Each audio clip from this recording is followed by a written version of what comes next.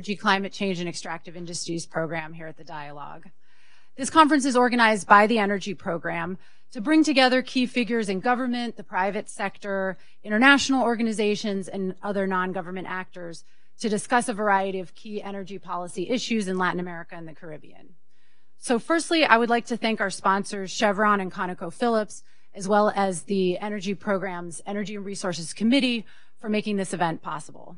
I also want to thank my colleague Nate Graham, who made a tremendous contribution to putting this together. This year's conference is held at a time of many positive developments in energy markets, but also of great political and geopolitical uncertainty. So hence the title, Market Tailwinds, Political Headwinds. On one hand, oil prices are up, creating strong incentives for investment. Oil and gas production is increasing in some Latin American countries like Brazil and Argentina. Rising U.S. gas imports or exports are creating a new source of flexible, cheaper gas for Latin American consumers, especially in the Caribbean, Mexico, and the Southern Cone. The cost of wind and solar energy are declining dramatically, providing an opportunity to diversify the energy matrix with a clean power source. But at the same time, Latin America continues to face uncertainty in energy policy because of political swings between the left and the right and increasing polarization. In Mexico, the incoming government of Andrés Manuel López Obrador plans to reverse many aspects of Enrique Peña Nieto's energy policy. In Colombia, communities continue to strongly oppose and block energy projects, even while President Iván Duque's government is looking to attract investment. And in Brazil, the second round of presidential elections this coming Sunday pits a hard right nationalist with no really clear energy policy against a leftist who wants to reverse President Temer's reforms. And regional politics are also complicated. The U.S. government is pushing to increase gas exports to the region, but U.S. companies are still, in some cases, concerned about political uncertainty and an unfavorable regulatory environment in some of the countries. Chinese state-owned enterprises are increasing their investments in oil and gas and power generation and transmission, bringing Latin America into the Belt and Road Initiative. And in some countries, however, there are questions about whether this gives China political influence in Latin America at a time when China and the U.S. are in an escalating trade war. So our distinguished speakers today are going to enlighten us about some of the opportunities and challenges for energy policy in the region. So with that, I would like to introduce our keynote speaker today, Fluvio Ruiz Alarcón. He is an advisor on energy policy to Mexican President-elect López Obrador. He has previously served as a member of the board of state oil company Pemex, and he has also served as an energy policy advisor for the Mexican Congress for the leftist PRD party for many years. So, Fluvio, welcome. Thank you.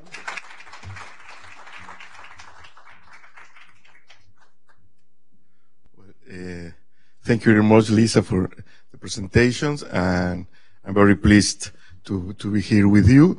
I'm going to make an overview of the key points of the next administration's oil policy. I won't be exhaustive. You know, I will leave you the presentation if you want to see it more details, and then we'll have a little exchange. So let's begin. Well, what you see there is the oil production all along the Mexican history. As you can see, we are a nation with more of 100 years of oil history. We started our oil history with the 20th century. At that time, there were the private companies.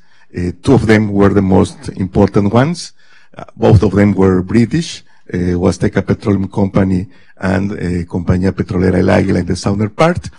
And after the first peak in the 20s, and after the oil expropriation, as you can see, the Mexican production increased in a very slow way. At that period, since 1938 until 1970, Mexico was basically an autosufficient country. We didn't export, we didn't import. The oil sector was not that important. The growth of the country was based on the agro exportations. And finally, at the beginning of the 70s, you can see the great increase in our oil production. That changed entirely our country. In that 4 or 5 years between when we started to exploit our giant Cantarell, Mexico became really an oil country. And then we have our peak of production at the beginning of the century, of the current century, with 3.4 million barrels per day. And after that peak, we start to decrease our production, and that continues today. That's why it was made the energy reform to stop this decrease and to recover the production. For the next administration, there are several key points. The first one is to manage our decreasing oil resources. One of the things that are it's been said since the electoral campaign is that we are to temporarily suspend the E&P contract biddings just to analyze the processes of these biddings that were made in the last years and the convenience to continue with them in the future. This is also we have some things that to solve that are not already solved in the case of Pemex. For instance, the reform stated that the Mexican state should recognize the Pemex investments in the areas that he lost after round zero. It has not been made, so this is something we're going to arrange. One of the most important points for next administration is to decrease our energy dependence. As you know, in some days we have to import as much as the 70% of internal fuel consumption. We have more outside Pemex. We have more than 90% of dependence on natural gas from the USA. So this is a very key point for the next administration to make everything to diminish, to decrease this energy dependence. It is within this logic that we are going to build the new refinery. It's clear it's not for a business question, a business matter, but for a security matter that we're going to build this. Of course, we need to increase the efficiency and the security of the oil products of natural gas in all the chain. And in this part, we have to expand and modernize the storage, transport, and distribution of oil products. You know, Mexico has a very small stockage capacity, more 3 or 5 days. So we have to strengthen this part. Also, we need to rationalize our energy consumption. We have to change the model of consumption of energy in our country in order to have more energy efficiency. This is very important. I think this is also one of the most important goals of the next administrations is to revalorate the role of Pemex in the hydrocarbon sector in particular. We have, or we want to strengthen Pemex, to give Pemex the time to adapt itself to the new institutional environment. So, not to go back to the former monopoly model, but to give Pemex all the capacities to be a central actor, a central player in the new hydrocarbon institutional arrangement. We think that the reform has been implemented very fast, and so the reform didn't give Pemex the time to adapt itself. Just to give an example, from the reform to the round zero, there were only 3 months. In Brazil, if I don't made a mistake, there were 4 years. So this is the one of the things that we want to do, is give Pemex time to adapt to this new environmental. Transparency and accountability is a social demand in Mexico. It explains in a large part, in a great part, the victory of López Obrador.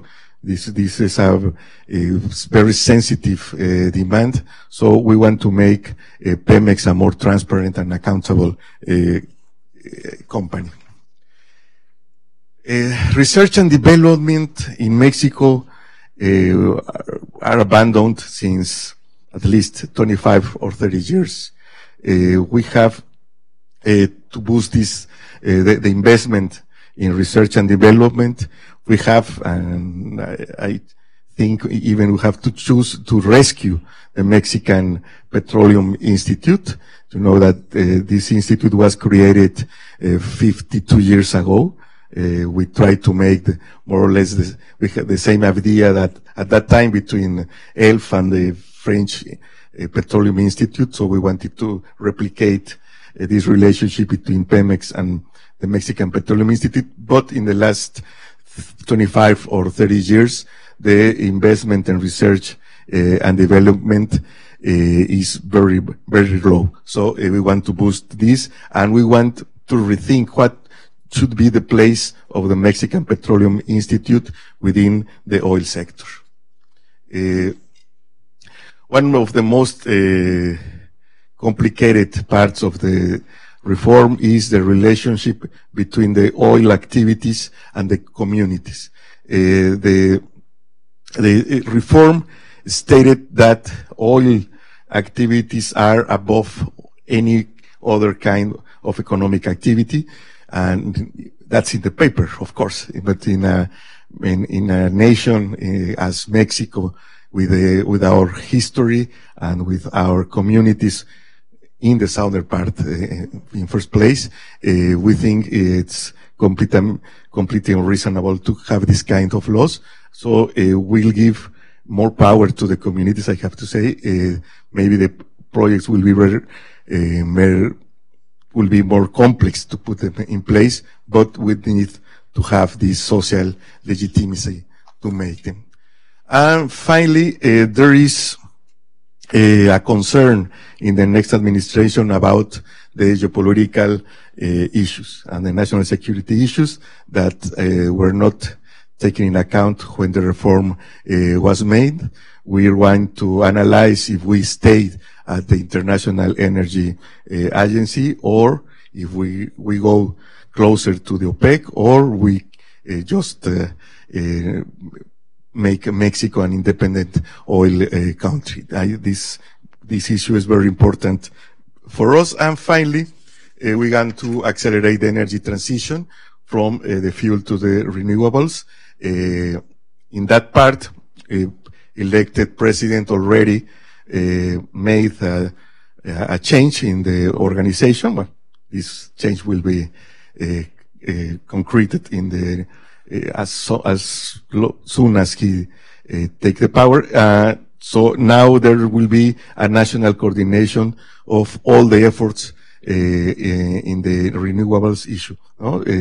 Even if it's federal, state, or local effort, we want to coordinate to strengthen this transition to the renewables. So as very fast, these are the key points that we are trying to put in place in the next 6 years. Thank you very much.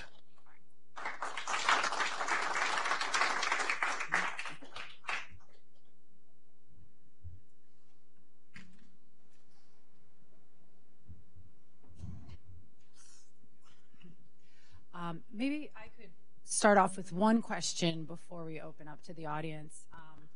So you had mentioned, one of the, I think, pillars of López Obrador's plan is to improve energy security. And you had mentioned that building refineries is a part of that, but it's very costly. Just recently, Moody's and Fitch said that they are considering an investment downgrade to Pemex as a result of these plans. Are you concerned about that? You know, what do you think we should think about that? Yes, of course, we are concerned about that. I think we have to communicate better our goals and the tools that we're trying to, or that we are going to try to use in order to get these goals. In the case of a refinery, yes, it's costly, but it's costly as you when you buy for your life seguro, no? And yes, as an assurance, no, for your life or for your car or for your house, no? And now we have to socially buy this energy insurance, no? So we have to explain that. There is now with the reform, of course, the possibility to make a private-public investment, no? But to do that, we have to explain Mexican population that the prices of the fuels should be market prices. No? That's very complicated in Mexico and in the USA. No? For instance, in Mexico, the fuel prices were freezed since 1958 to 1973, no? During 15 years. This is the kind of history we have. And also we have to explain that we want to make some fiscal reforms with Pemex. No? You know, the fiscal regime for Pemex is very high. No? We pay more than we have as profits because it's about income, no, not about profits. It's based on income. So with these changes, and also if the state give Pemex what the energy says that we have to receive from the areas that we didn't keep after round zero, we'll have maybe this opportunity. And also the prices of oil now are the 70s. So we think this will give us space to invest in refineries. But of course, we're concerned. Okay, thank you. Well, I'll open up for questions to the audience. If you could just introduce yourself before asking your question. Here comes the mic. Yes, thanks. Thanks, Lisa. And is this on? Question, and going further into this national security argument that you just made on refineries. I was struck by that because, of course, most of your imported refined product is from the United States. So does that mean that Mexico perceives imported refined product from the United States as a security threat? And does the Trump administration's energy dominance rhetoric actually drive some of that thought of security threats? Well, the matter of security also is our fear from hurricanes, you know. Yes, we think that we cannot have this dependence level. No? Maybe it's not necessary to be autosufficient in oil in production of refineries, but when you depend on 70%, it's too much. No? So that's why. And also, besides this supply politics, we also want to put in place some demand control policies. You know, in Mexico, we don't have a railroad system. We lost it. No? The public transportation in the cities is very bad. No? I used to say that there is no European city of the size of Puebla without a metro. No? In Mexico, the only city with a metro is Mexico City. No? So we want also to put in place some measures to control the demand.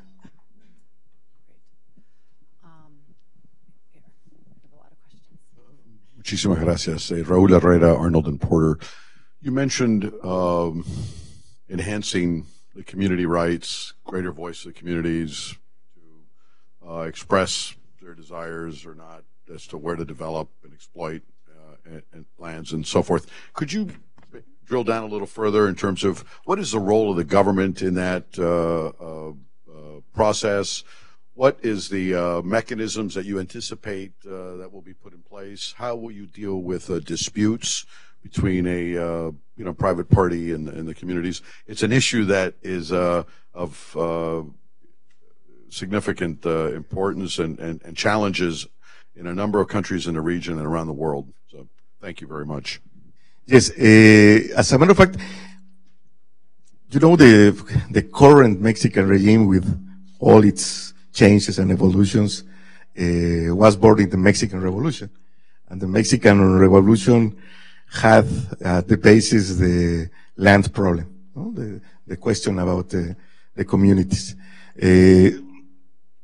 So there is a long history of agrarism in Mexico. And for the first time, in the case of hydrocarbon law, the government has no role in the dispute between communities and private actors. That's a huge change in our country, and we think it won't work, because we're talking about a country founded in the wake of the community. So that's why we want to give the government the responsibility to tutelar, it's a very complicated verb, to be beside the communities, as all in the history. In the second hand, according to the current law, even if there is a consultation, the result is not compulsory. For instance, if a community says no to a project, you have mechanisms to make the project anyway. But you can imagine, if it's complicated to impose a project you don't know, it's twice complicated to impose a project a community said, I don't want it. So maybe if it's, no maybe, sure it will be more complex to put in place some energy projects, but it's better to have the approval of the communities, even if it is going to slow the project. That's what we think. We had a question over here.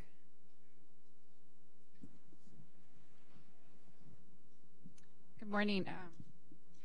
Loana Martin from Squire Patton Boggs. There were a lot of initiatives that you mentioned regarding improving or increasing local production and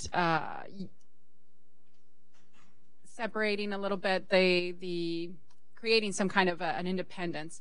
Are you envisioning that being through brownfield or existing infrastructure or creating new infrastructure? There's a lot of infrastructure, especially on the LNG and on the refinery side, that is used at a fraction of what its potential is. I wondered if you would increase and start on the existing infrastructure and improving and upgrading that infrastructure, or start in investing in new infrastructure. Well, that's in that part we want to make both, and we want to. I think we're going to give all the facilities to private investment in this part, because we're very short. In Mexico, we really need to improve all this kind of infrastructure, and that's why in this part I think we'll let the energy as it is, the energy reform. We want to use it to attract more private investment, because it's clear that the state cannot do anything. We're not under any circumstance, we're not going back to the former model, and we just want to give the state more the control and Pemex to be a more active player, but of course not to going back to the monopoly model. No? So, and this is in particular a sector where the private investment will be attracted.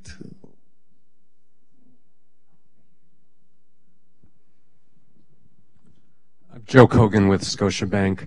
A part of the reason for the energy reform was to mobilize foreign capital for investment in oil exploration under the idea that the government just couldn't invest enough in all the opportunities. So since you're talking about strengthening Pemex and giving Pemex a larger role, what are some of the options you're considering for generating new funds that Pemex can invest given the fiscal constraints the government has? Well, we need to make first fiscal reform. You know, the Mexican state has very, in proportion to the GNP, has very small income, fiscal incomes. No? So we need to make a fiscal regime. So then we have to make the changes in the Pemex fiscal regime. No? That it's. Some moments ago, I was talking that between 1993 and 2016, Pemex gave to the state 110% of its profits. So any company can survive with this kind of fiscal regime. So we have to change that. We have also give more facility, more flexibility to make alliances with Pemex. We want, as a matter of fact, we want to make some law changes in order to give Pemex the possibility to choose its allies. You know, as you know, today is the National Hydrocarbon Commission who make an auction to choose the Pemex allies. We think that we can improve the synergy between Pemex and its potential allies if it is Pemex itself who can choose them. No? So we can use.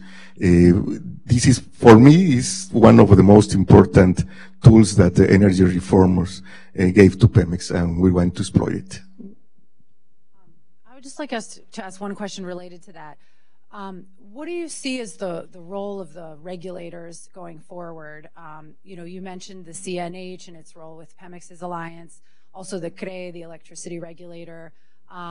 There's been a proposal to put them under CENER, the energy ministry. So, you know, do you think that there will be changes to the roles of the regulator, and what do you think would be the best way to do that? I think there, and that's my personal opinion, because there is, as you can imagine, an internal debate in that part. I was saying earlier that this proposal for me is like in a football game and unnecessary roughness, no?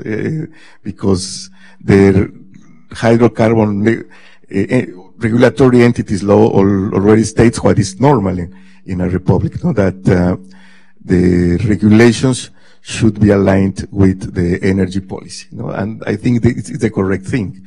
It's the right thing. For me, we need to mature these regulators. No? For instance, the CNH has grown on the basis of making auctions. Now, the CNH has to strengthen the part to manage this more than 100 contracts that already exists. I think at the end, we'll keep this clear distinction between who is the policymaker, who regulates it, and then what's the role of the operators that is to follow all these things. No? I think it's the most important. Okay, thank you. More questions? Over here.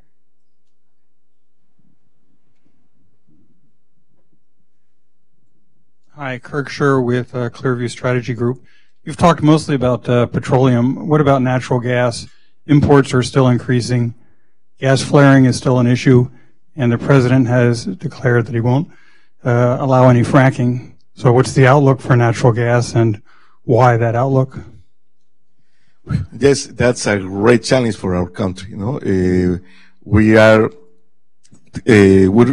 will start by making some fiscal changes, because now there's no distinction between oil and natural gas in the oil income law. No? So we have to make this distinction in order to make profitability, the extraction of gas. That's the first thing. And then we have to think, I confess we still have to think about a plan to gasificate our country, because the dependence on natural gas is a very huge dependence. So you're saying you have to improve the fiscal terms to incentivize domestic gas production. Mm-hmm. We have a question in the back here. Just wait for the mic, please.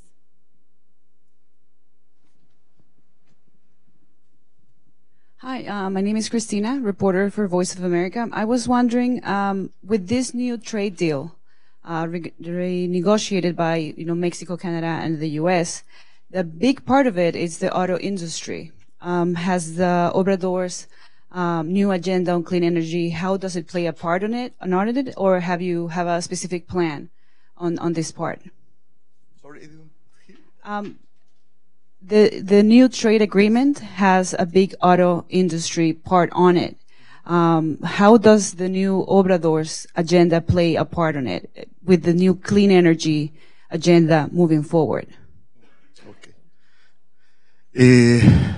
Well, as you know, part of the team that renegotiate was, Presidente Peña Nieto allowed López Obrador to send 2 persons to this renegotiation. So I think we'll keep this renegotiation will be internalized by the new government itself. No? Do we have any more questions? Did you have a question, Anthony? Okay. Okay, Sebastian.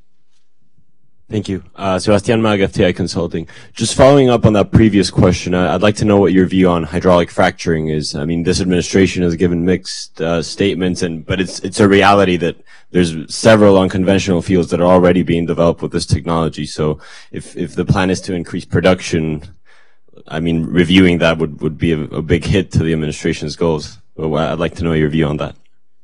Yes, well, let's say one of the most important supports of López Obrador was the environmental group, so it's very politically sensitive, at least in the short term, to go to fracking, to allow fracking. No?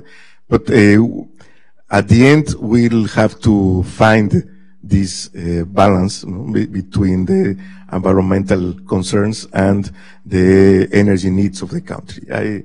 I'm confident that the second part of the government will, during these first 2 or 3 years, will have to build the political conditions. When you are a government, you also need to make this kind of work. That's the work of a government. It's a political issue. So to create the political conditions to go to the unconventional resources, because it's clear that Mexico has a greater part of its resources in non-conventional. So we'll try to go. It will be politically sensitive, but we'll try to find a way to go. Any other questions? Well, maybe I'll. I also wanted to ask if so. You mentioned, and it's also been said by the president-elect, the plan to review the contracts for the upstream bid round. So, is there any more clarification you could give us about the timeline, what that process will look like? What kind of factors you're looking for in those contracts that will help you to determine, the next steps in the future? Yes, the first thing is clear. To say honestly, the left was excluded during all this time of the implementation of the energy, so it's normal that a leftist government, the first leftist government in Mexico history, wants to review first the process itself of the auctions. I don't think there will be any problem. They were very transparent. Second, the economic terms that were settled in the contracts. And third, and more important, is what if this if it's good for our country to go on with these contracts, and in that if it's the case, what is the model that is better for any geological complexity? As you know, we have license, product sharing, and profit sharing contracts. So we would like to see what are the best kind of contracts if we want to go on with this kind of contracts. And do you think the goal would be to move towards more kind of service type contracts with Pemex for, at least for some of the fields that would be sort of easier for Pemex to handle, as in, not the ultra deep water? Do you think that's kind of the direction? Yes. For instance, if you're going to make in shallow water, where Pemex has its best capacities, no? So in shallow waters, we don't think we need a sharing production contract with the state. Pemex can do it. We're going to deep water, so there's where we maybe, or Pemex looks for an alliance, or we're going to with a license contract, for instance. No? So this is the kind of analysis we want to make. Right. Okay. Okay. Well, we might have time for one more question if there are any others. Okay. Well, we'll wrap up and we'll go straight to our next panel. So, Fulvio, thank you so much for joining us. Thank you.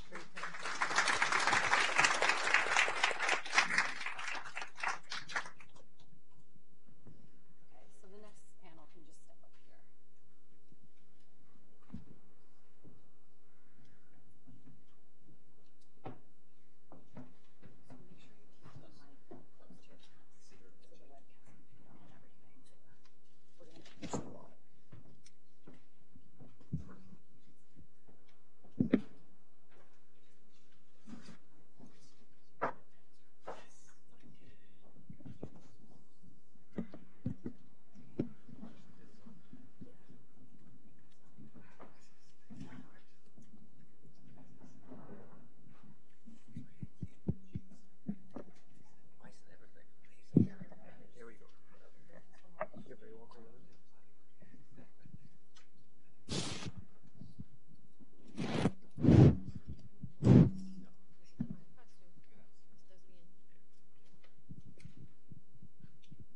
Good morning, everyone. I'm Alex Valderrama. I'm International Government Affairs Director for Chevron, and I'm in charge of the Western Hemisphere. Very happy to be participating in the Inter-American Dialogue's second Latin America Energy Conference, and to have the honor of moderating this panel on a very interesting topic for today, which is the politics of oil in Latin America. Let me start by introducing our panelists, our distinguished guests. We have Duncan Wood, who's the director of the Wilson Center Mexico Institute, and is a widely quoted source on Mexican energy politics. Thank you, Duncan, for being here. Then we have Jose Vicente Zapata, a partner in Holland and Knight's Bogota office with more than 25 years of experience in the natural resources sector. Welcome, Jose Vicente. And then we have Fernanda Delgado de Jesus, who's the research lead at Fundación Getúlio Vargas Energia in Brazil, and has vast hands-on experience in the energy industry, both in Brazil and abroad. So welcome, Fernanda. So what an interesting time in this region right now. What we're seeing today and what we'll be seeing for a while longer. We have a new president who has been in office for less than 3 months. We have the second largest economy who has a president-elect who will be taking office in December 1. And then we have the largest economy in the region, Brazil, which will be defining its president this weekend, Sunday, exactly. So, so what does that all mean as far as for the energy industry, energy sector? What we find that there's all these changes in the region bring a level of anxiety, some level of uncertainty, and as investors in the region, we look for, I think everyone looks for some stability and certainty in your investments. So I think we're going to explore that area today. So you do have in your packets more information about our guests' bios, backgrounds, but I just want to jump right into questions so that we have more time for your questions and to hear from our guests. So let me start with the first question for Duncan. Duncan, so Mexican President-elect Andrés Manuel López Obrador will be taking power December 1st, you said. So since the beginning of his presidential campaign, he's changed his rhetoric several times regarding his policy towards the oil and gas energy industry in Mexico. So could you share your wisdom with us and help us understand, clarify what's real and what isn't? Where do you think AMLO stands today regarding the energy sector in Mexico? Thank you, Alex, and good morning, everybody. Thank you very much to Lisa and to Michael for the invitation to be here. It's always nice to be on stage at another think tank here in Washington. People talk about frenemies, but I think it's much more that actually we work together a lot more than people think we do. Your question, Alex, is very difficult to answer because it's what CNN would call breaking news or a developing situation. There would be a helicopter flying over a house somewhere, and we'd be looking down and trying to work out exactly what's going on. But No. I'll get out my crystal ball. What we do know is that there has been, as you say, an enormous amount of uncertainty and confusion. Since Andrés Manuel started running for office, announced that he was, going to be seeking the presidency for the third time, there's been a great deal of uncertainty about what he would actually do once he comes into power. And I think what we've seen is that there has been an evolving message, which in part reflects the process of learning that Andrés Manuel is going through as he gets closer to power, as his lovely phrase that they use in Mexico, lifting the veil of the government. And in this case, we're much less romantic in the United States. We'd say we're looking under the hood. We're looking into the car, the mechanics. And I think that's what Andrés Manuel as president is doing right now. He's actually working out exactly how much money there is in the government. He's working out how the government works, what the limits are in terms of its capacity, and in particular with the energy sector. This is a very steep learning curve because from the outside, when you look at the energy sector, you can have pretty clear-cut opinions on things. But once you get into it and you understand how complex it is, and particularly when you're dealing with a company like Pemex and you say, well, why don't we just make Pemex to the flagship of our energy sector and it can do everything? And then you realize once you look under the hood or you lift the veil that in fact Pemex has limited bandwidth. Pemex has limited capacity and there are limited funds there. At the same time as that's going on, there's a learning process. You still see that partly because of the diverse nature of the ruling party, Morena, that there are many different and contradictory statements coming forward. And I'll talk a little bit about that later. We do know that, of course, Andrés Manuel comes from a very firm position of being anti-reform. He opposed the 2013 reform very, very strongly.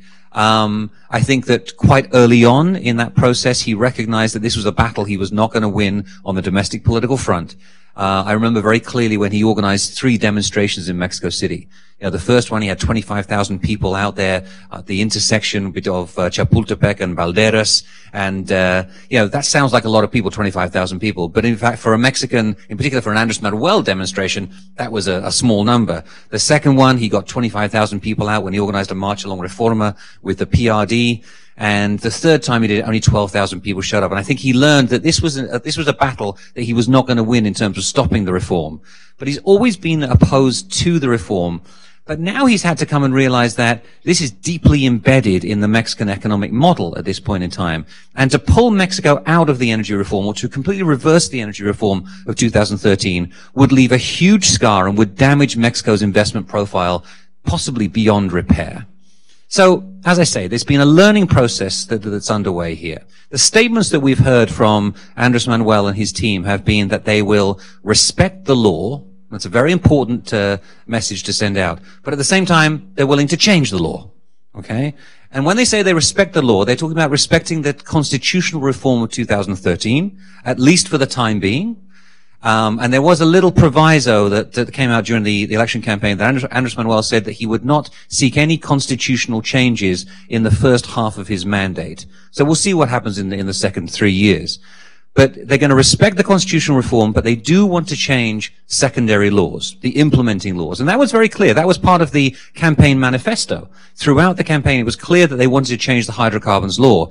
And there are certain things that they can do within the hydrocarbons law that could radically change and alter the reality of doing business in the energy sector in Mexico. So what do I think is going on right now? Well, I think he recognizes that the private investment which has come in since 2013 is fundamentally important for a number of reasons. One, the money itself that came into the energy sector. That's very, very important, foreign direct investment and national investment that's come into the energy sector.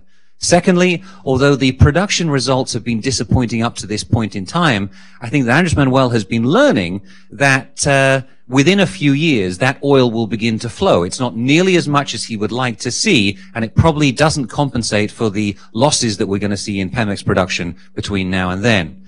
And the third thing, of course, is that alongside that production comes very important fiscal revenue.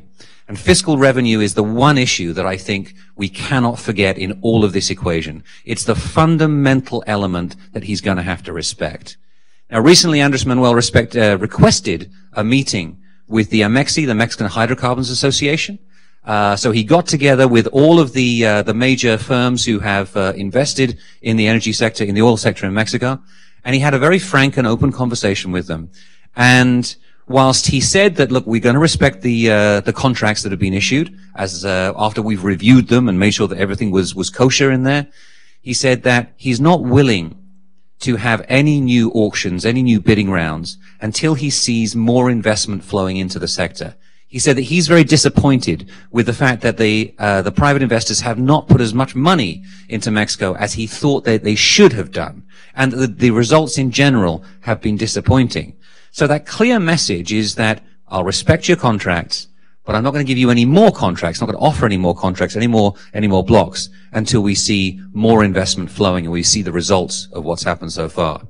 A couple of rather worrying things that have happened recently, I would say, is a legislative initiative that's been presented to the Mexican Congress by the Morena Party, which basically tries to centralize control over two of the regulatory organisms, the Hydrocarbons Commission and the Energy Regulatory Commission. They would come under direct control of the Energy Ministry, CENER, and that creates a constitutional problem because they are guaranteed their independence in the Constitution. So we'll have to see how that shakes out. And of course, Pemex itself, and Fluvio spoke eloquently about the need to strengthen Pemex, to transform Pemex.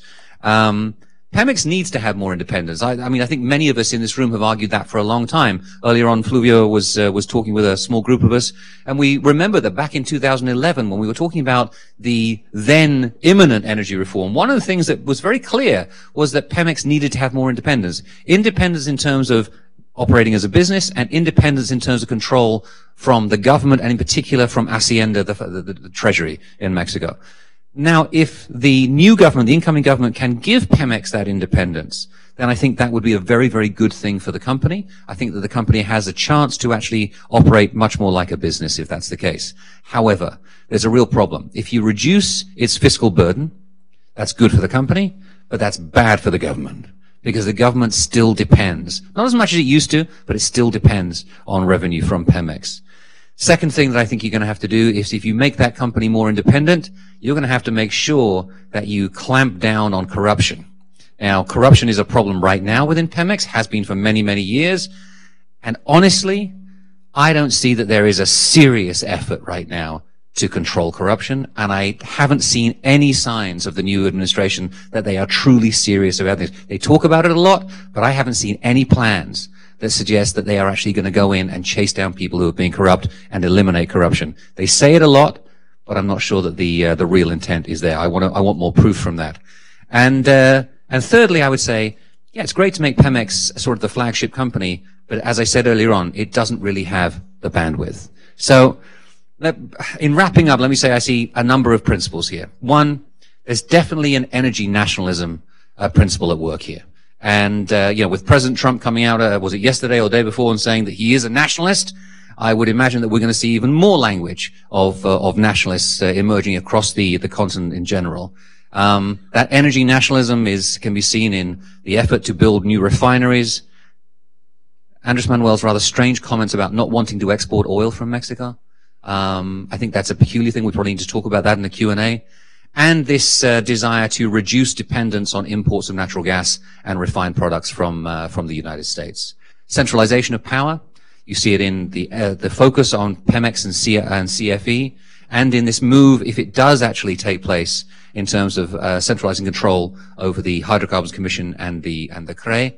Even if that legislative initiative fails, Andres Manuel, as president, has the opportunity to appoint a number of commissioners in both of those agencies over the next few years, and will essentially get control of them anyway. And the third organization, regulatory organization, is of course the ASEA, the Environmental Protection and Industrial Safety organization. And that already is under direct control of Semarnat. And so I expect that will actually be impacted much more quickly. There's been some talk of eliminating it, but then recently that's been walked back a little bit. They recognize that perhaps it is an important agency. The major contradiction that I see in all of this, though, is that there is a real problem in terms of making Pemex more independent, making Mexico more energy independent, and the fiscal side of things. The commitments that have already been made in terms of building refineries are huge, and the money just really isn't there. And I have no problem with Mexico building a new refinery. Why not? It can be, as Fluvio said, it's not about the money, it's about the principle of being independent. But there has to be a recognition that if you build a refinery, that's $8.6 billion you don't have for something else. You know, resources are finite, and that's what economics is all about. And so I think that you're going to have to make some sacrifices there. If Pemex if the fiscal burden on Pemex is reduced, there's less money coming into the coffers. If you don't have bidding rounds, there's less investment coming in. If you jeopardize the regulatory environment, then companies are going to invest less money, there's going to be less oil flowing. Again, you're hit on that aspect. And in terms of natural gas, I think many people in this room would agree that if you have a country like the United States on your doorstep that is producing gas at basically zero cost, and you can get it incredibly cheaply, why not just import that gas? By all means, build up your natural gas industry in the long term. That's a good thing to do, but take advantage of the Americans. Take advantage of that ready access to cheap gas. I think that what we'll see over the next couple of months is that there will be a continued learning process at the level of the presidency and in the energy ministry. I'm worried by some of the statements that have come out from future energy minister Rocío Nale. I'm a little bit worried about the undersecretary Alberto Montoya, who has made some very inflammatory comments in the past about his views on capitalism. In fact, Andres Manuel yesterday in a statement said something rather worrying. He blamed the violence and insecurity in Mexico on the neoliberal model.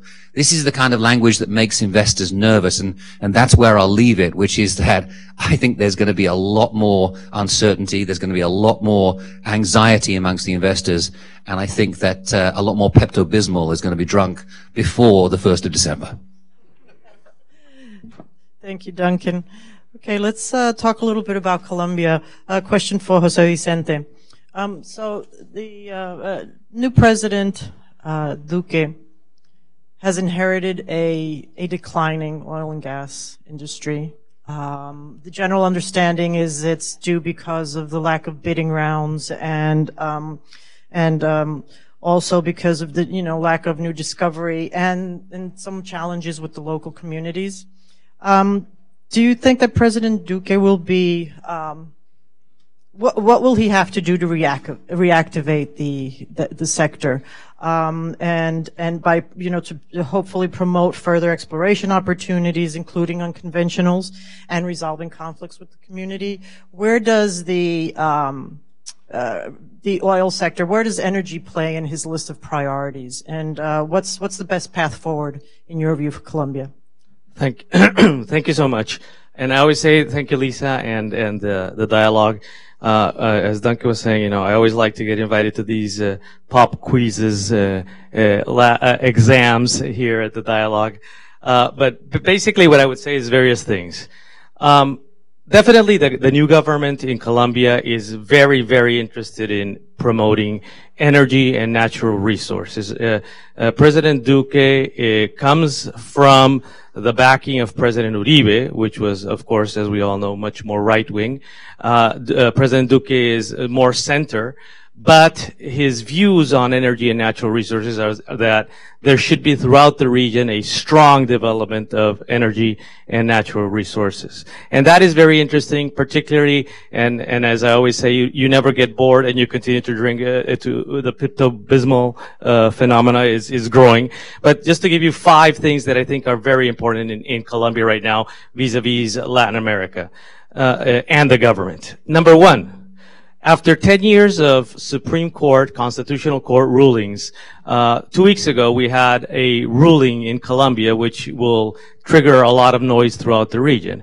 The Constitutional Court, in a ruling which was ruling 095 of 2 weeks ago, stated that oil and gas is a central government matter, and that communities in the regions can opine, can understand, can hear. You have to have your social license to operate. But as of that ruling right now, what stands is that it is a central government decision because it is of national interest, and therefore that you cannot, communities cannot block the development of oil and gas activities in the regions. This is a big thing, right? So we've been discussing for 10 years that it's exactly the contrary. Now the highest level court in Colombia says, no, you cannot block in any manner whatsoever the decisions of government, central government, on the future of oil and gas.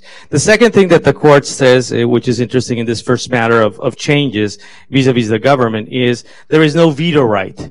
Communities have no veto right with respect to oil and gas. And the third thing is that the court encourages Congress to issue new regulations to develop and improve environmental and social concerns, within the context that for matters of national interest, you cannot simply oppose it because that is precisely the national interest surrounding oil and gas and energy matters. That's the first thing. So first thing in the Duque government is you have a court that is now, after 10 years, modifying the court's views and creating new jurisprudence on how you move forward into the oil and gas market. The second thing you asked is unconventionals. In unconventionals, there's something that is very interesting. We have rules right now on exploration. We have very abundant rules from an environmental perspective and from an oil and gas perspective. We don't have rules yet on the production side of the story. Now, what President Duque has said is we want to be cautious with how this is evolved. But the new Minister of Mines and Energy has indicated we will move forward on unconventionals. How fast that goes depends on one thing, and that is the government's view that because of the concerns on unconventionals in Colombia, what will be happening is that Colombia is in the process of contracting a commission of experts which will review, hopefully in view of companies, only the production side of the rules and leave the exploration side of the unconventional rules for developing pilot programs, pilot projects for the interested parties so that they can develop unconventionals in the exploratory activity. So what we're seeing is government is saying yes to unconventionals and yes to move forward.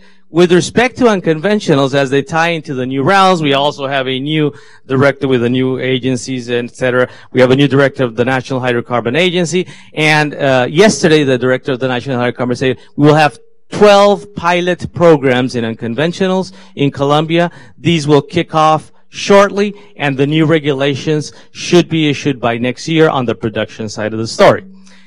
Alongside, we had a temporary moratorium on the bid rounds in Colombia, and now government has said in 45 days the moratorium will cease, and we will have permanent open rounds in Colombia so that companies interested in developing oil and gas can permanently access new blocks in the country. So this is a big difference, from what we're seeing in other parts. Second issue, unconventionals, yes. Unconventionals cautiously, unconventionals subject to further review, but they're moving forward, and we should see that in the next year. Third aspect, which I think is interesting in all of this, and the Duque administration has also said, is royalties. one of the big problems that we've had with communities, and when you look at the court ruling and then you look at the unconventionals, communities are saying, well, we don't have a stake here. We don't have anything to say. As what happens, here in the U.S., Texas, et cetera, where you sit down and negotiate with the landowner, et cetera. No, that's not what happens in most of Latin America, and therefore you have to discuss with the government, and then royalties flow down, trickle down to communities. In that context, the message on royalties is that we will have a royalty reform. And the royalty reform will simplify the manner in which communities, regions, municipalities can obtain those royalties. So what we're saying is, what the government is saying is, look, we're going to push this forward. We're going to develop it more, but we need to make sure that people can benefit from these growing activities. So in that context, we should have a new royalty law regulation next year also kicking in alongside these reforms. The fourth aspect, which I think is very important, is the government's view that from a technical perspective, the country has to develop sustainably. That's the same word, we hear all the time, sustainable development. But from that perspective, government is saying, this is a must. The government does not have sufficient resources right now, economically, contrary to what's also happening in other countries. The tax reform, which is kicking into Congress next month, will reduce taxes for companies, and therefore the view is what we need really in Colombia right now is further development, industrial development, make it sustainable, clear rules, and try to find a model which is much more aggressive from what we've been seeing in the past throughout the region. And that is something interesting, when you look, of course, to the other countries. And the fifth aspect and the final one that I have to mention is, of course, the social and environmental conditions. From a social and environmental condition, we are seeing Congress in Congress a series of bills, which is now the backside of this. You're seeing those four first points as a strong development. Then you're seeing Congress saying we have 5 bills in Congress which are no to unconventionals. Right? We're seeing various class actions in court saying no to unconventionals. We're seeing various bills that want to seek to increase taxes, but government pushing back on all of that. So the interesting side, and as I always say, the upside of Latin America is you can never get bored. And in that context, the interesting, you have that tension from one side to the other. On the one hand, you have 4 strong fronts which are being developed, but on the other hand, you're seeing Congress trying to push back on the regulatory side, and in addition to that, looking at communities also filing claims saying this should not happen. Where will this evolve? If you ask me, the next 4 years are going to be very interesting in Colombia, because definitely, the message throughout government is we need to improve this. And among other things, because of course, we have a 4-year term, and then there's all this lurking around what will happen next in Colombia. So that front is where we're moving. I would simply add to conclude that on the offshore scenario, right, there is also growing interest. The so-called also Sinu San Jacinto round, which was in Colombia suspended, will be lifted also and will continue forward. So all of that view is what government is saying. Increase the development vis-a-vis the problems that we're seeing in the country with respect to the peace. We need to have funding. We need to have the social programs. We need to have health. That requires further strengthening of industry throughout the country. Thank you, Jose. Fernanda, last but not least, for sure. So exciting times in Brazil with the second round of elections between a right-wing nationalist Bolsonaro and leftist Haddad. So, do you think that either candidate will make changes in the upstream policies that currently the President Temer has implemented to date? Also, do you see Brazil continuing to move toward an outward focus, allowing more partnerships and intervention in their industry with international oil companies? And if not, do you think Petrobras is currently equipped to do it on its own? Well, it's working. Yes. You never get bored about Latin America, right? Yes. Things are very, very complicated right now in Brazil. As you said, on this Sunday, we are going to have the second round of the election between the PT, is the former government, has been in the power in Brazil for 13 years. And we have this new candidate as known in Brazil as the tropical Trump. So the President Temer has been doing a lot of reforms on the upstream sector since 2016. We had a bid round schedule. We had $7 billion in Brazil for the last signature bonus on the last bid rounds. We have bid rounds scheduled for 2019 and 2020, so this is good. We spent a lot of time without bid rounds where the oil was more than $100 and we were receiving nothing from from them. So now Petrobras has not the obligation to be the operator in the pre-salt. We have more partners in the pre-salt as Total, as Equinor, as a lot of them, a lot of big companies that are in Brazil already, and they are pre-salt operators.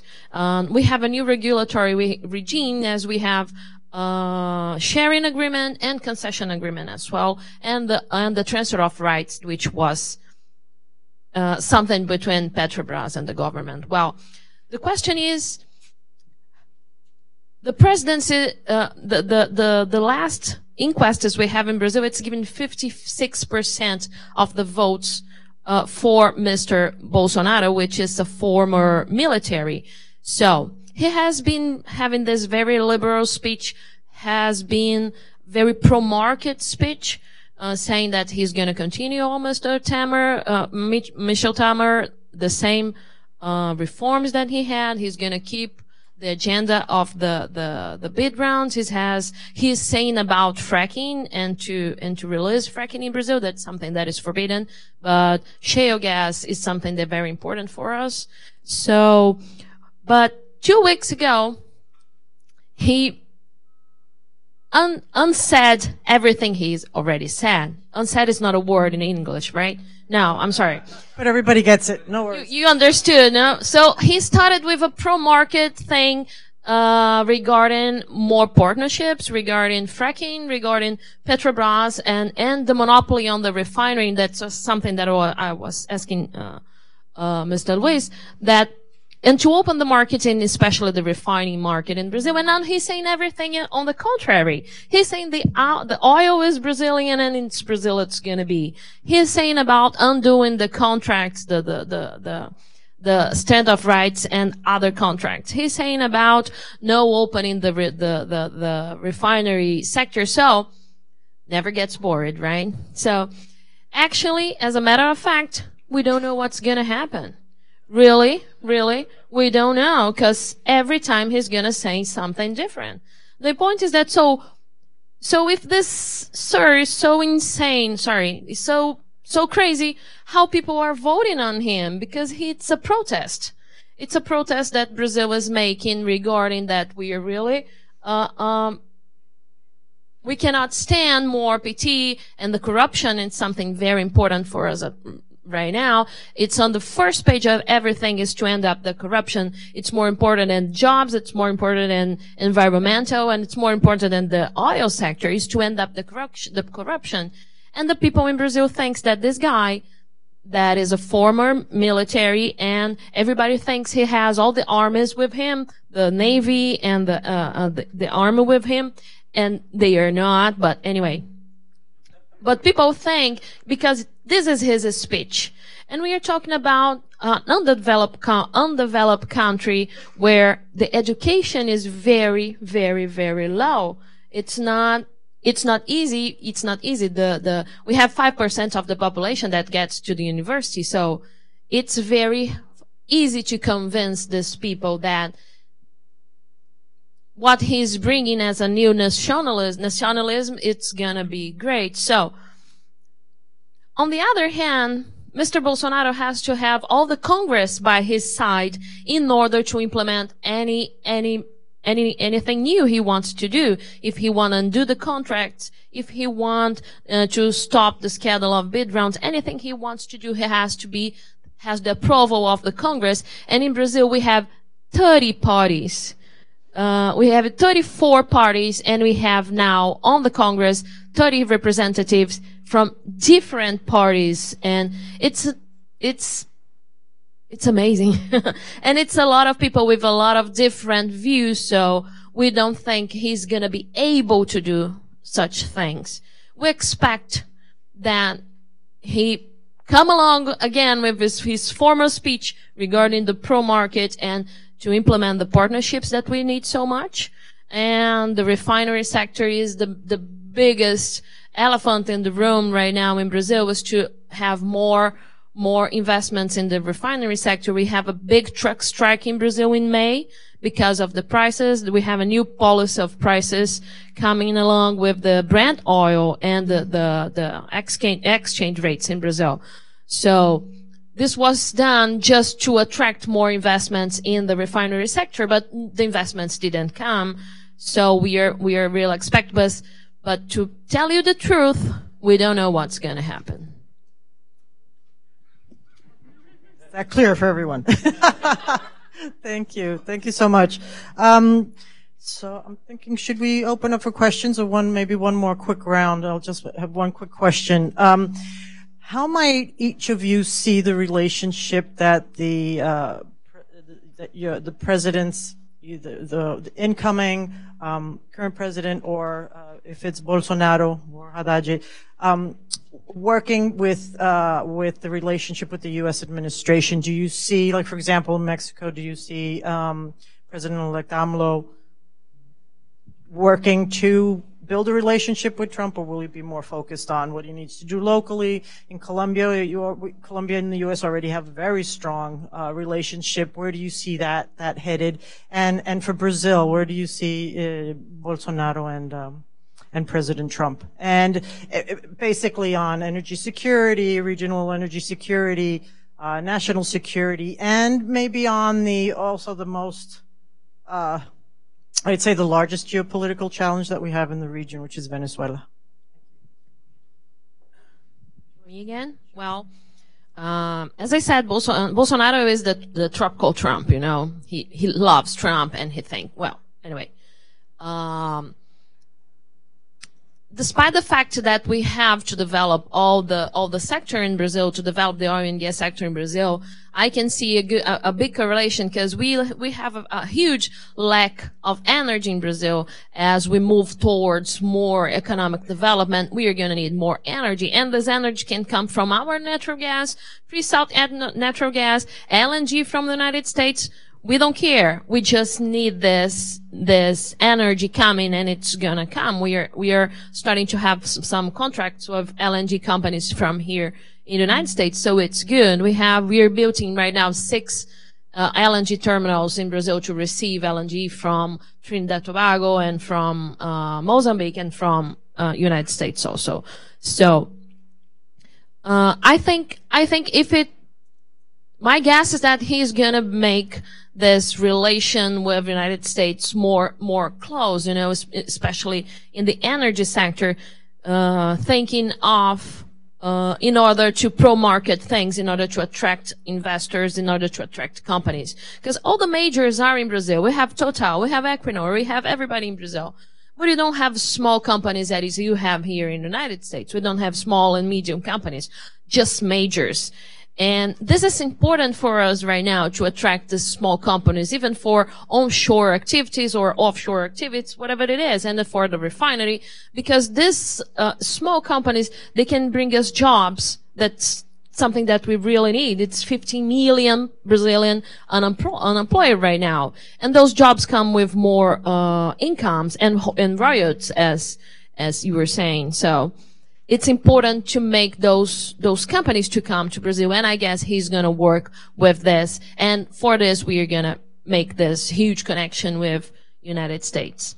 Regarding the Venezuela thing, you asked it. Venezuela is a big problem because everybody from Venezuela is coming to Brazil on the north side of Brazil, and then we are receiving a lot of immigrants from Venezuela, and it's already a collapse on our healthy health system, yes. Health system in the north of Brazil due to the number of the Venezuelan people that is coming. But it's still not an issue for us. We are handling it. The point is that Venezuela is the biggest oil reserve on earth.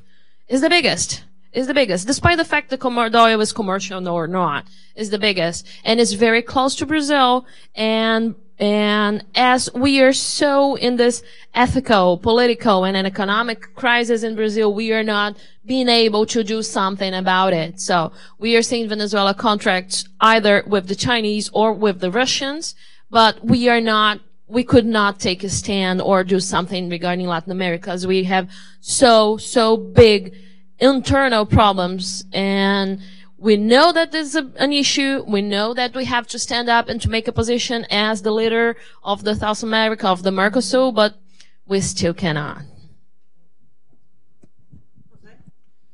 Yeah, basically I would say that, of course, as you indicated, you know, Colombia has a very good and strong relationship with the U.S. I don't see that changing during the next couple of years. I see it strengthening. And I would say, you know, two things that are very interesting that I didn't mention the first time around with the U.S. relationship.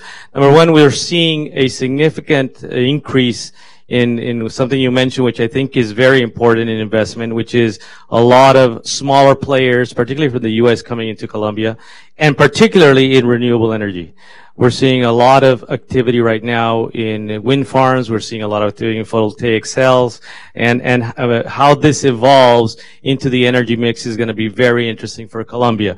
And I see the U.S. government, you know, having very strong ties with Colombia in improving that type of development. Particularly, of course, you know, because of the historic problems with cocaine that continue to affect both the peace process and the security situation. It has improved that absolutely, but you know, as we always say in Colombia, the downside of cocaine is that it's a bush, and it's a bush that grows all over the place, and that's it, right? So that is something that is of concern. That is something that government wants to address, and that is something that will affect and will permanently touch upon the U.S.-Colombia relationship, of course. Having said that, on the Venezuela side, you know, you've probably seen the same thing that in Brazil. You know, Colombia has received, statistically, give or take 1.5 million to 2 million, folks from Venezuela.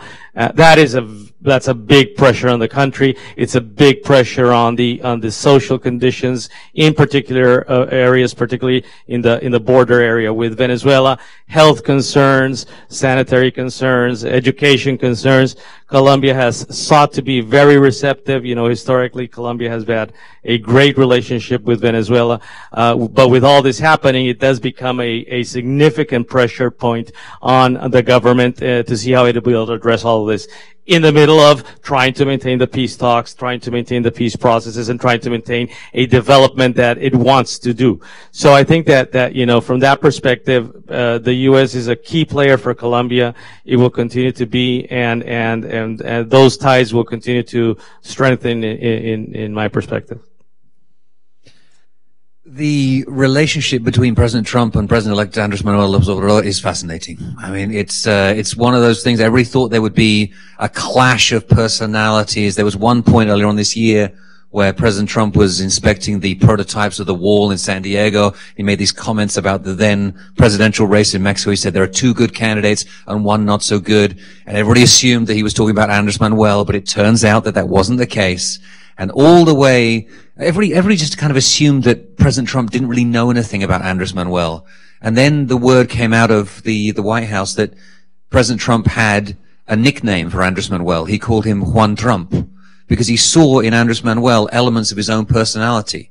And that personal connection that there's been, you know, for quite a long time now, really manifested itself perfectly on election night in Mexico, when that tweet came out from President Trump congratulating Andrés Manuel on his election victory. And then there was a phone call a couple of days later, and it wasn't just a formal phone call, it was a very friendly phone call. And then there was the letter exchange between Andrés Manuel and President Trump. I mean, a fascinating 7-page letter that Andrés Manuel sent to President Trump. I'm not sure he read it, but, you know, in which he outlined everything that he wanted to do, including planting 1 million trees or 1 million hectares of trees. I can't remember what it was now, in the south of the country. And I'm sure President Trump was very impressed by that, but, you know, does he really care?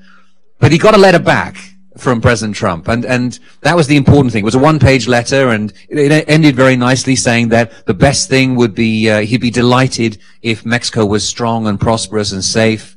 And for Andres Manuel, this was perfect because it calls to mind the letter exchanges between Benito Juarez and Abraham Lincoln, which, was clearly the intention here. This was a historical echo, and we all know how Andres Manuel feels about Benito Juarez. I mean, he wants to be cast in that same kind of category.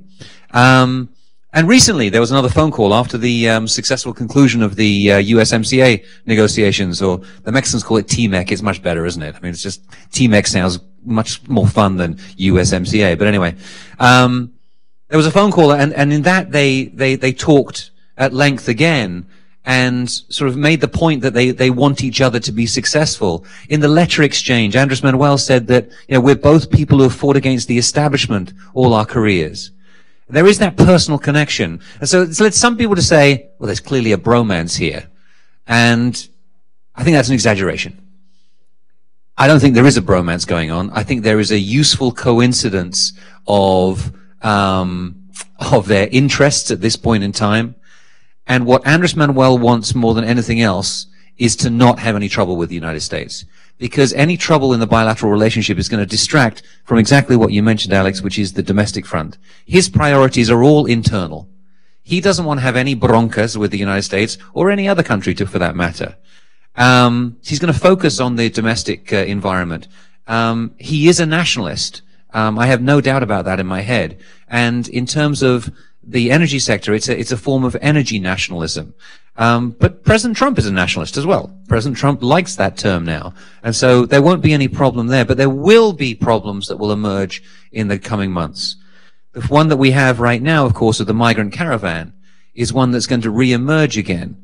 Those people who are making their way north through Mexico are going to arrive at the southwest border more or less around the time of the inauguration, around the beginning of December.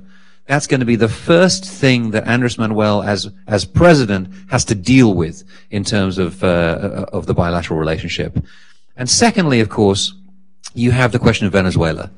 The current administration in Mexico has been willing to do whatever it can to please the United States in terms of its policy towards Venezuela, and has been very vocal, very active in regional diplomacy. The message we've had out of the transition team so far is that they do not want to get involved in anything to do with internal politics in Venezuela. They will be much less vocal, and that can lead to tensions with the United States. And certainly I think that the new administration is going to have to hone its message, is going to have to work on its communications about how it reacts to events in Venezuela. Because there are many people here in this town who are going to be upset if Mexico isn't as vocal as it is right now. So, on the strictly energy front, I think that there are two potential points of tension. The first one is, of course, the refineries and reducing fuel imports from the United States. And the second one is the natural gas. But the good news is this. Both of those, for Mexico to become independent in terms of fuel production and in terms of natural gas production, is going to take more than 6 years. Which means that even if President Trump is re-elected in a couple of years' time, he won't be in office by the time that the refineries kick in and the natural gas industry is really taken off. So that removes at least 1 point of tension, or 2 points of tension, in the short term. Thank you. Okay, so let's open up the floor to questions. Yes, please state your name and affiliation. Well, probably I will ask you to do something else besides your role and comment about Argentina. I think the whole mosaic of Latin America won't be complete if we say something about Argentina. I am sure that you guys have investigated a lot about it. Yeah, we'll take another question. Can't hear you.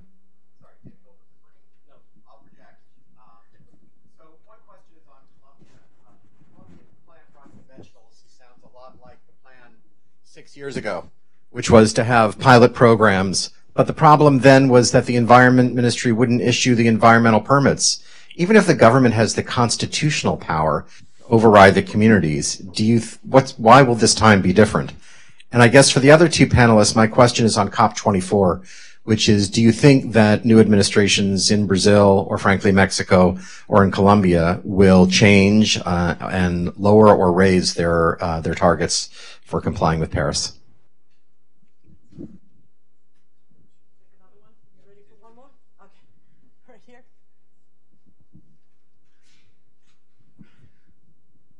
David Mares, University of California, San Diego. Question for Duncan. In the case of Mexico, Morena is dominant in Congress. AMLO has a lot of ability to use administrative rules to change the energy reform implementation. And all of the arguments about what economic rationality suggests should be done usually goes by the boards when that situation presents itself. Across the world, that's what happens. Power concentrates. People think, well, we can do what we want. Political will is what matters. So I wonder, is there anything in AMLO's term as regente in Mexico City that can give us some clues as to how he might respond to the twin challenges of having so much power and yet having economic constraints? I know being regente is different than being president, but there's got to be something there that one might be able to tease out. So who'd like to talk first? Take the Argentina question. Well, regarding Argentina, Brazil has big relationships with Argentina, of course. I have been to Vaca Muerta last year just to see how they're doing things and the pilot projects for fracking that we want to make a project right now, a pilot for the fracture in Brazil, and we are gonna do it like Vaca Muerta model they are doing, and we have the ministry, we have the regulator, we have all the governmental people and the environmental people also to make this fracturing thing. Venezuela is a big partner of Brazil. They expect to sell us natural gas on the next year because we have a huge contract with Bolivia for 30 million BTUs daily for natural gas, and this contract is gonna expire next year. So, as the pre-salt gas is not a reality because we don't have the infrastructure and it has a lot of CO2, we still don't have how to manage the CO2 thing from the pre-salt gas. We are expecting to have big contracts of natural gas coming from Argentina, I guess. So the relationships are more straight than ever. On the unconventional side of, because the question is very important, I always say that that's the deja vu that you always have, also in Latin America. But I would say the following. First big difference, reserves continue to drop. And as things stand, give or take, in gas, 6 or 7 years, we have an import facility in the Caribbean. We're constructing an import facility in the Pacific. So the question really is, or the difference really is that, it becomes more and more a matter of urgency. Colombia does not want to be a net importer of oil, a net importer of gas. And I think that the way government is addressing this, this time around, right, is starting to sell that idea to citizens. You know, we can all either sit down and wait, to become again a net importer of hydrocarbons, or knowing that we have both significant reserves and potentiality of coal bed methane, as well as shale plays that are relevant. You know, shouldn't we be developing these instead of paying twice the price for energy in the near future? And I think that is a big issue. I think that is starting to trickle down to communities, starting to trickle down to everybody. And you know, when you're turning on your stove and the price of energy is twice, then that starts to change the way people look at things. I think that is a very, very important aspect of what's being presented by government, and I think that is what changes that side of the story. Now, with respect to environmental licensing, yes, you're right. You know, we have environmental licenses, particular cases of unconventionals that have been 4 years in the system without being issued. Now, what the government has these are exploratory licenses. The way we see this right now is, we would expect that based on the declarations of this idea to have a re-verification of the rules of the game, something like what we've just seen in the UK reopening also, if that goes through, we would definitely start to see these activities start next year, simply because of the need. If that's not the case, government knows that it's going to have to take a very high toll with respect to prices of energy during the next coming years. And for what it's worth, Colombia still has a very, very low energy mix, below 3% in renewables, and therefore this continues to be the critical concern. So, David Goldwyn's question on COP24. I think that there's a very good chance that Mexico will continue in exactly the same trajectory as it's been in right now. I remember back in 2012 when Peña Nieto came into power, a lot of people saying, look, he's so focused on the oil and gas sector that surely he's not going to continue Calderon's approach to climate change mitigation. But in fact, Mexico has continued very firmly along that path. And I expect that we'll see the same thing. And I think partly it's because it's deeply embedded in the foreign ministry in SRE. And secondly, because Marcelo Ebrard, as Canciller, is going to be, we know that he has a record as mayor of Mexico City of being very interested in environmental issues, in climate change. One of the reasons why he won that prize as sort of mayor of the year was because of the actions that he'd taken to fight climate change in the city of Mexico. So I think we'll see a continuity there. And it really is a deeply held principle within the foreign ministry in Mexico now that Mexico has been an emerging market leader on climate change. And so that's good for Mexico's international reputation. David Maris's question, that's the question that we're all trying to answer right now. And, first of all, I think, people always ask the question, is Andrés Manuel a pragmatist or an ideologue? And the answer is yes. And, it depends which issue we're talking about, right? And I think you see both personalities. And it's also, where is he speaking at the time? If he's in private, if he's in meetings with the oil industry, for example, he comes across as being very pragmatic. When he's in his mítines, when he's in the rallies, oh my God, that's where the ideologue comes out. And it's so much fun to watch, isn't it? And he lives off that. But there is a tension between the two. Absolutely. I think that probably the most important area where you see this tension is in his commitment to fiscal austerity. And fiscal austerity is an issue which actually goes back quite a long time for him. And it takes us back to the city of Mexico. And although he built some major infrastructure projects when he was mayor of Mexico City, including the segundo piso of the Periférico, the finances of Mexico City at the end of his administration were just as healthy, if not healthier, than when he came in. So he is not predisposed to deficit spending, okay? Not predisposed. The challenge right now, I think, is that he's made so many commitments that are going to cost so much money that he has to come up with a way of financing them or abandoning those projects. And when we look at the energy sector in particular, the plans for Pemex are and for refining in particular, are going to cost a lot of money. So how do you finance that? Well, there's a number of options. You can use classic deficit spending. You can further indebt Pemex, or you change some of the regulations on the private pension plans in Mexico to make sure that all the private pension companies actually have to dedicate a certain percentage of their holdings towards the energy sector.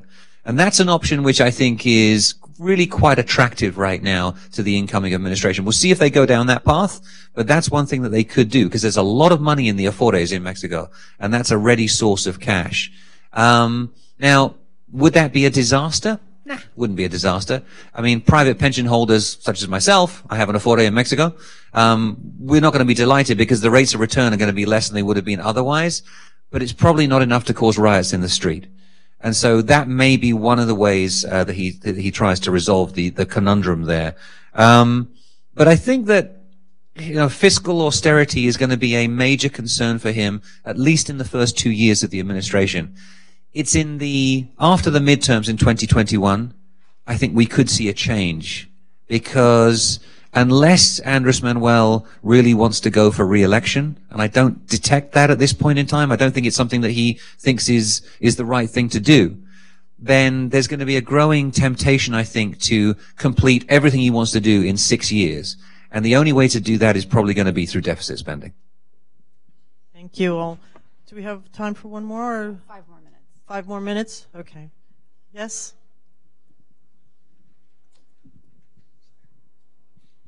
Hi, my name is Diogo Pereira from De Almeida Pereira. I have a question for Fernanda. So you mentioned one of the big issues in this election is, of course, corruption. So I was wondering if you could speak a little bit more about how corruption, and if Bolsonaro has spoken at all about, specific measures or how that would affect the oil and gas industry or the construction sector. If there was anything about public procurement or any other ways that that's come up in the election so far. I would love if he can talk about it. Sorry.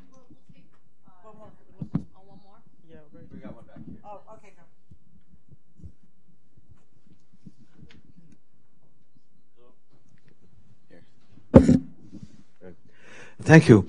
It's a double question, very quick though.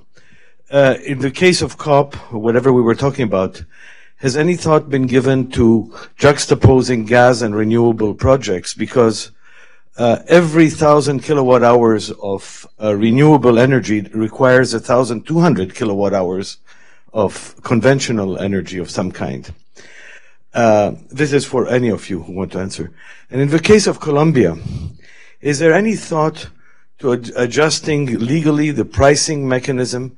Because Colombia could play a regional role in terms of LNG import and re-export and things like that. But if the pricing for export is affected by the domestic price of gas, you're putting yourselves out of a market reach, especially if Colombia would like to be a resupplier of energy through the Cartagena terminal to the Caribbean and through the Pacific terminals to places like Ecuador. So, thank you. All right, and then just one last right here.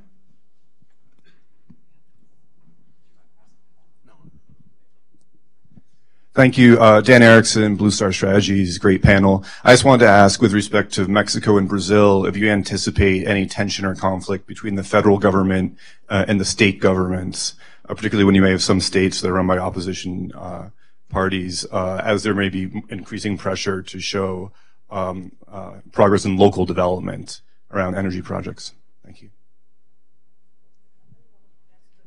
Oh, about corruption, right?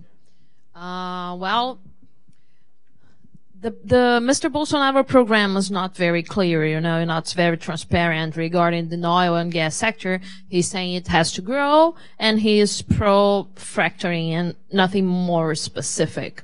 As I said, corruption is an issue right now, and the car wash operation in Brazil that has been for the last 2 years has been unfold a lot of things, especially in Petrobras. So I think when he starts his government, he's gonna have, if we are able to attract more companies and to diminish Petrobras' power on the sector. Today, Petrobras is 73% of the oil production in Brazil and 98% of the refinery in Brazil. So everything is with Petrobras. It's not a monopoly. It's an hegemony. It's something highly different. So if we can bring more companies, the process will be transparent as per se. It's gonna be easier because the companies, as we said, we have Total, Chevron, Equinor, we have everybody there in Brazil. They are not gonna stand for the things Petrobras use it to do. So in the oil and gas sector, I think the thing is more addressed by it happens. And regarding the politics, Bolsonaro politics, he's saying everything he's gonna solve all the corruption and all the problems, releasing guns in Brazil because it's forbidden, and now he's saying he is gonna release, and all the population can have his own guns. So for him, it's gonna diminish the violence, it's gonna diminish the corruption. Well, it's the truth. It's what he said. Another one? No. I'll refer to your question on the LNG and energy mix. I would say the following: Colombia definitely knows and it understands that it could be a very interesting hub, and it can be because of the way where it's located and historically for many reasons. I would say two things. One, there is a full-blown set of regulations very recently issued on renewables. That set of regulations is very ample. That includes tax cuts. That includes promotion of the industry, recognizing it as a principal actor in the development of the energy future of Colombia, et cetera. So there's a package of regulations, and as I said earlier, that's why we're probably seeing more and more investment coming in to see what can really be done. So that's there. I think that the issue is that going back to one of the questions that somebody made over here a while ago, that is, there's a lot on the plate. There's a lot on the plate right now, and I don't see Colombia moving forward in addition to all the other things I mentioned in the discussion of LNG. I think we're still not there. I think we're looking at that option, but it's not easy. The terminal or the facilities that were built in the Caribbean may end up being also duplicated in the Pacific near Buenaventura port, but I don't see that moving as fast, simply because there's too much going on, and right now, it's a 4-year government. It's already kicking into office, moving fast, but still a lot to be done, a lot to be seen. So I would say the country recognizes that need, but I don't think that this government will have sufficient timing to implement, in addition to what we've already mentioned, that option. The question on juxtaposition of renewables and natural gas, I think that's one of the most important factors that's allowed the development of the renewable sector in Mexico over the past few years. The huge enthusiasm we've seen for solar and wind projects in Mexico in the auctions, and the ability to reach those record low prices in Mexico. Now, there's all kinds of interesting things that could happen in the future with reference to other forms of storage, in terms of complementarity of renewable resources, but I don't see any really large-scale plans for that at this point in time. So the simple answer is yes, natural gas will continue to be an essential component of the renewables side of the equation. And Dan's question, I mean, you've hit upon sort of one of the most important elements of what I see to be the new administration's approach, which is centralization of power. My own understanding, and this is by reading Andrés Manuel's statements and looking at how he campaigned and the actions he's taken since the election, is that his diagnosis of Mexico is that Mexico's broken, that Mexico Mexico's become ungovernable. And part of that was the process of democratization, and part of that was the process of federalism, of devolving power to the states. And so I think what we're seeing right now is an attempt to re-centralize power in the federal government, and especially in the executive, and especially in the president's office itself. And we've seen a few things that have already taken place. First of all, his announcement that he's going to send out these, well, they call them virreyes, viceroys, to each of the states of Mexico, that will control the way in which governors spend their money. I mean, how more direct could that be? You have the power of the purse, you will therefore control the governor. The second thing is what has just been completed, which is his long tour of meeting with every single one of the governors in Mexico. And lots of great photo opportunities, smiles, handshakes. You can bet your bottom peso that behind the scenes, there was a very clear message being sent, which is that, listen, son, there's a new sheriff in town, and you're going to have to work with me now. At the same time as that's going on, remember, he's got control of a majority of the state-level legislatures. Morena was the most successful party at the gubernatorial level in this summer's elections, will be the most successful party next summer, and will be the next most successful party the summer after that. So I think that we're looking at a very real centralization of power in Mexico to overcome any tension that there will be. But there will be one or two governors who are thinking of presidential bids down the road who will stand up to him at some point. That's going to be a very risky strategy. Okay, will you please join me in thanking our guests for their great insight.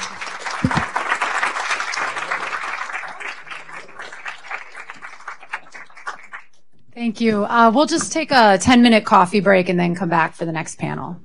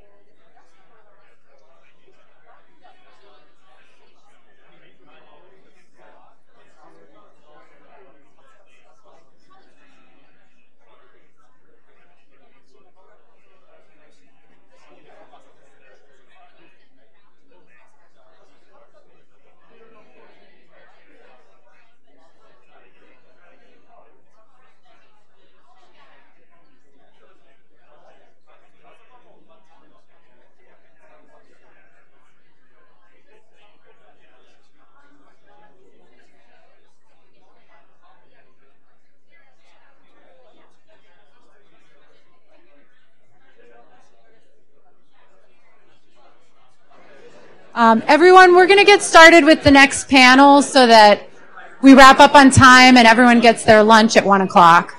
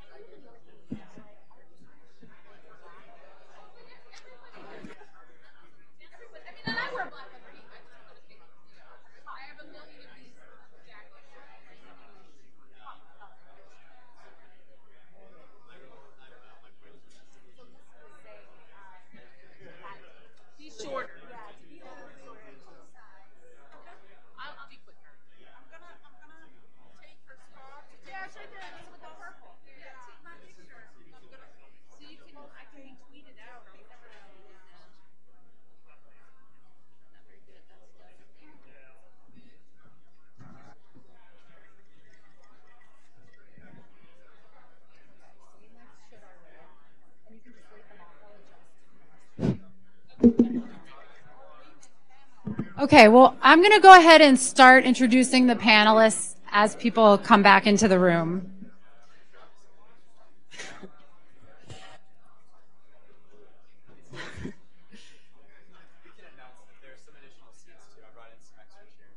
Oh, okay. Okay, and we brought in some extra chairs, so for people who were sitting outside, there should be space in the room now. Nate, why don't you close the doors? Sorry? Can you close the doors? Okay, so I will just briefly introduce each of our panelists, and then we'll jump right into the discussion. On this panel, covering natural gas and power markets in the Americas, we have Elizabeth Urbanas, the Deputy Assistant Secretary for Asia and the Americas at the Office of International Affairs at the U.S. Department of Energy. Liliana Diaz, Managing Director at FTI Consulting, on the other end here. And Libby Owen, Sales Director for North America at APR Energy. And she is based in Puerto Rico. In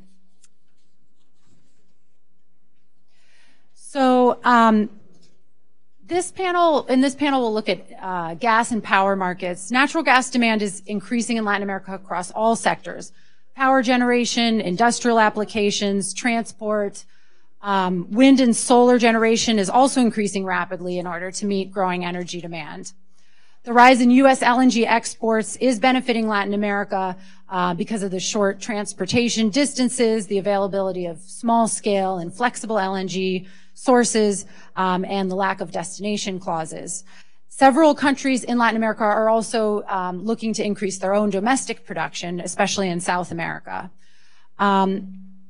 But still, a lot of the region doesn't have reliable access to electricity, and demand is growing. And many countries are looking to increase their imports of gas while also expanding their domestic supply of renewable energies. So in that context, we're going to start directly with some questions. So Beth, I'll start with you. What is the role of natural gas in the context of growing energy demand in Latin America? And could you give some examples of some of the sort of key markets, particularly for the U.S.? Great, and thank you, Lisa. It's great to be here again this year. It's really hard to follow that first panel, but hopefully we'll keep you guys entertained as well. I think, what you're seeing in Latin America is not unique to Latin America in terms of natural gas and the energy mix. I mean, I think it's something we're seeing in North America. Obviously, it's being seen in Asia and other parts of the world as well. I think what it boils down is kind of three key factors.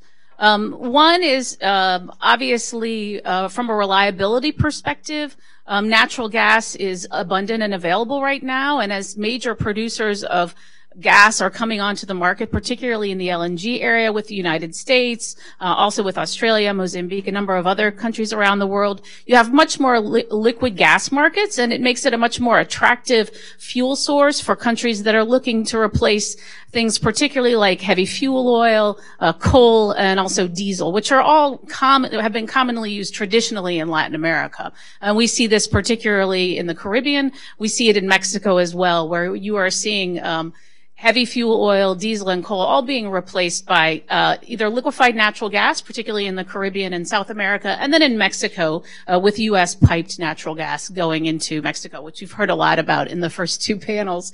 I think one of the other factors is price.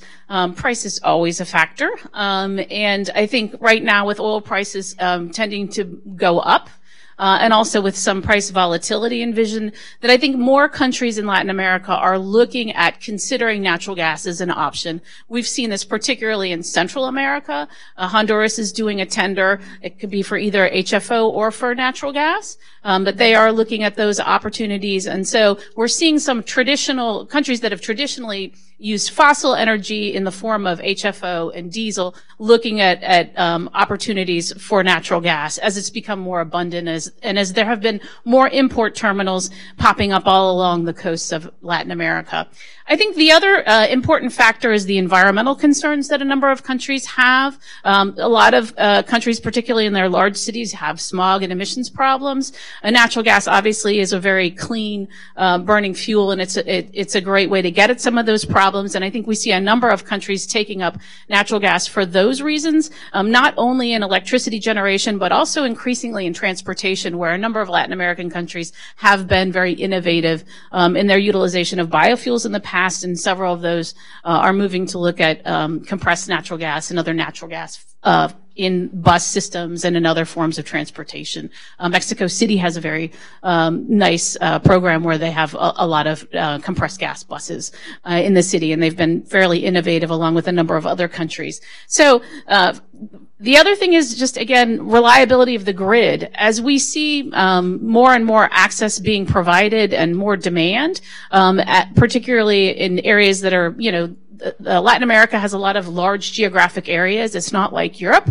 And so as the grids are being extended, improved, and as they're being upgraded, we see natural gas being included as a really reliable source to use with hybridized systems that are focused on renewable energy. So it is true that renewables penetration is, in some countries in Latin America, it's actually pretty high, close to 20% in some countries, but in others it's quite a bit lower. I think we heard from Jose that they're looking at maybe 3% in Colombia right now. But we do see those statistics getting bigger, and Latin America has tremendous potential for variable renewables in wind and solar. And so gas is a really great complement to those. But what we're seeing gas being used for in terms of reliability in the grid right now is another renewable energy, and that's large hydro.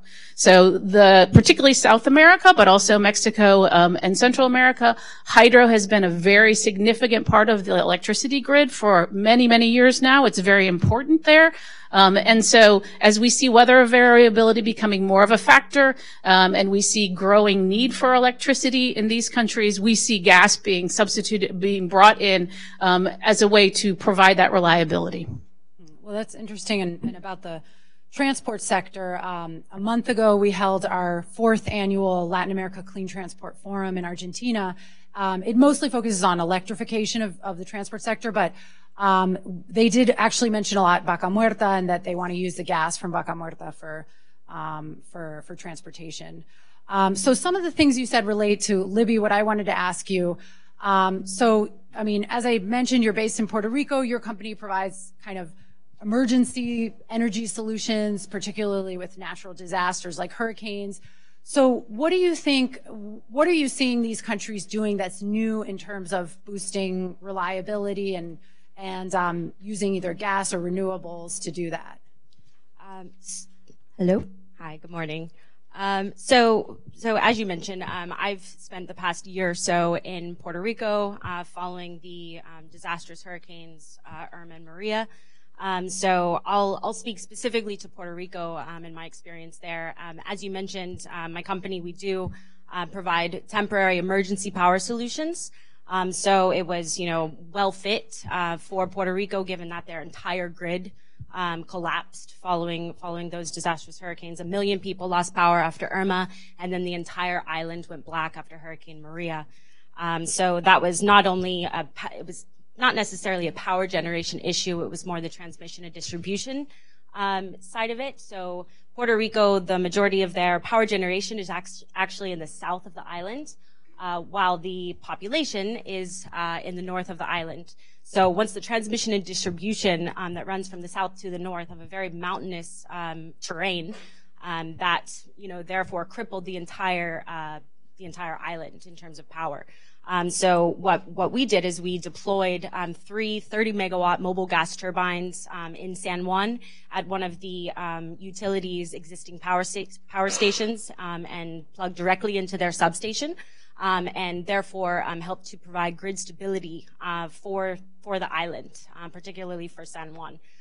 So we've been there for about a year now, and what I'm seeing in Puerto Rico, once the official power mission was assigned by the U.S. Army Corps, by the governor of Puerto Rico to the U.S. Army Corps of Engineers, they therefore activated a number of pre-existing contracts because they had not actually activated their mutual aid assistance network.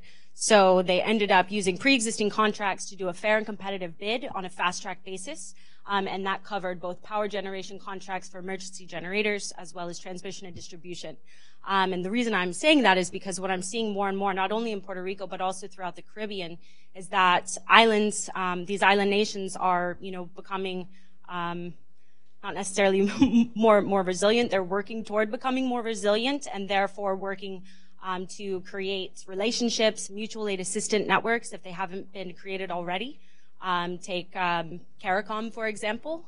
They're working on a number of island nations so that if something like this happens in the future, they're able to quickly activate through these mutual aid networks. And in addition to that, on the transmission and distribution side, they are hardening their grid, how to bring power online immediately. So there's, certain transmission distribution aspects that are done on a temporary basis, but they're also talking about burying transmission lines, bringing in monopoles on the transmission side, so that they can withstand these Hurricane 4 and 5 class hurricanes in the future. So, and I'm seeing that not only in Puerto Rico, but also in other island nations.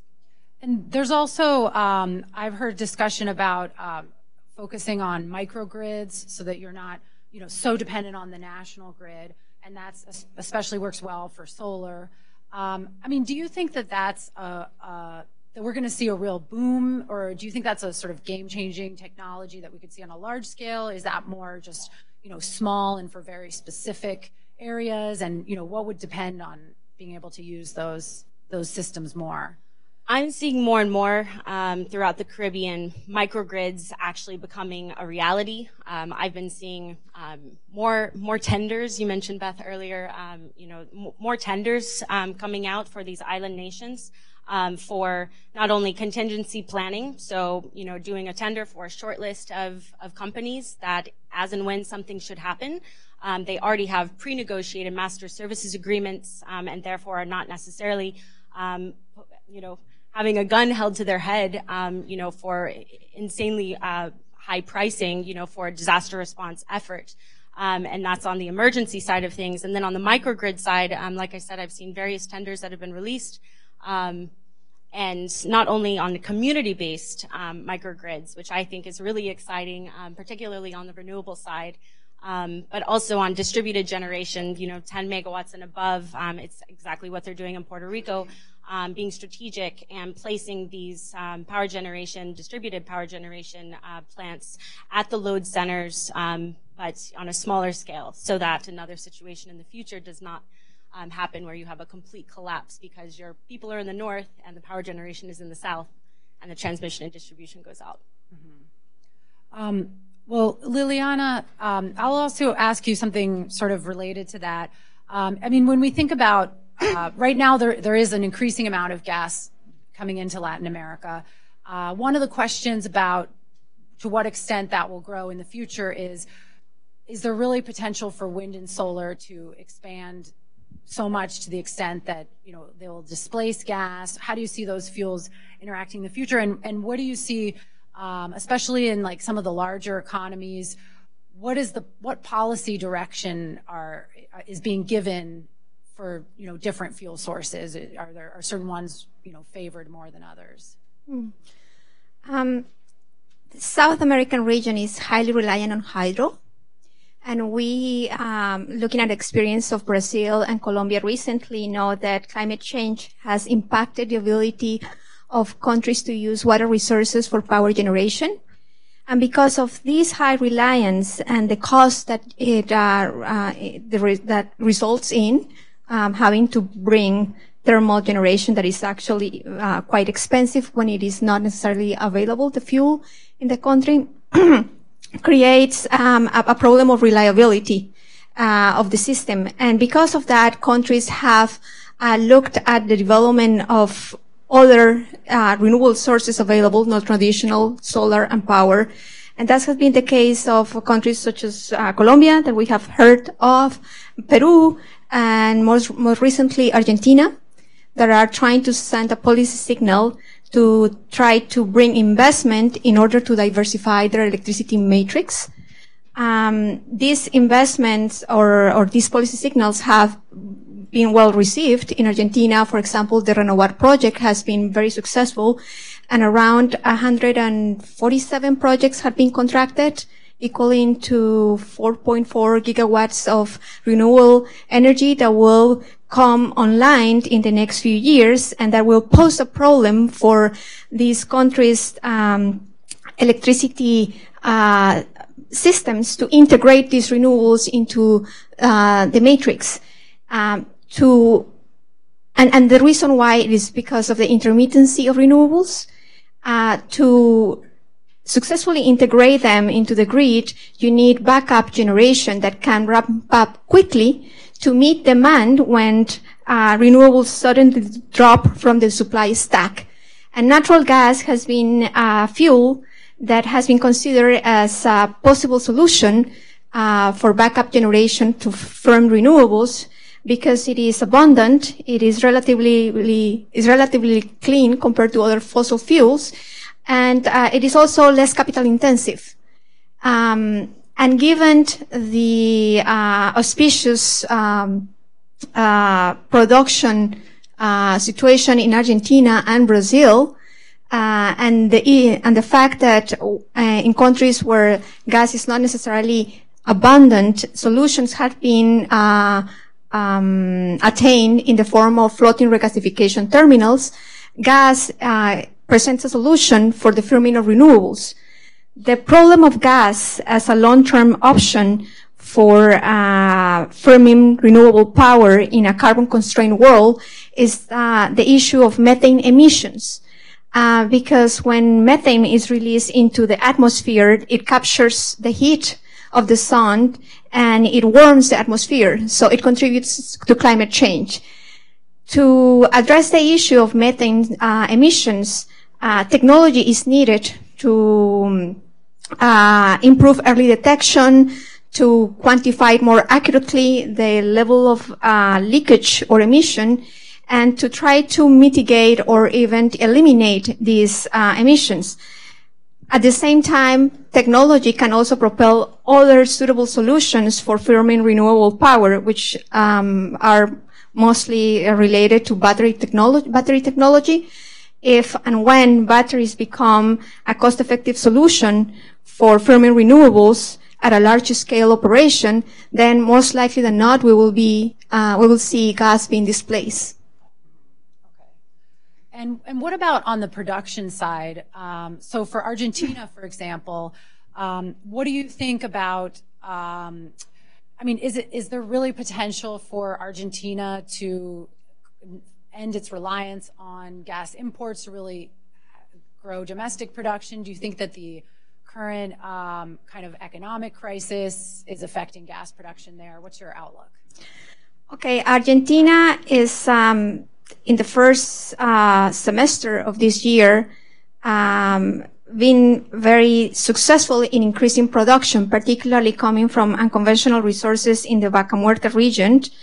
And that is the result of government policies that sought to create a market environment very friendly to investment, including a government scheme that guarantees a price for producers.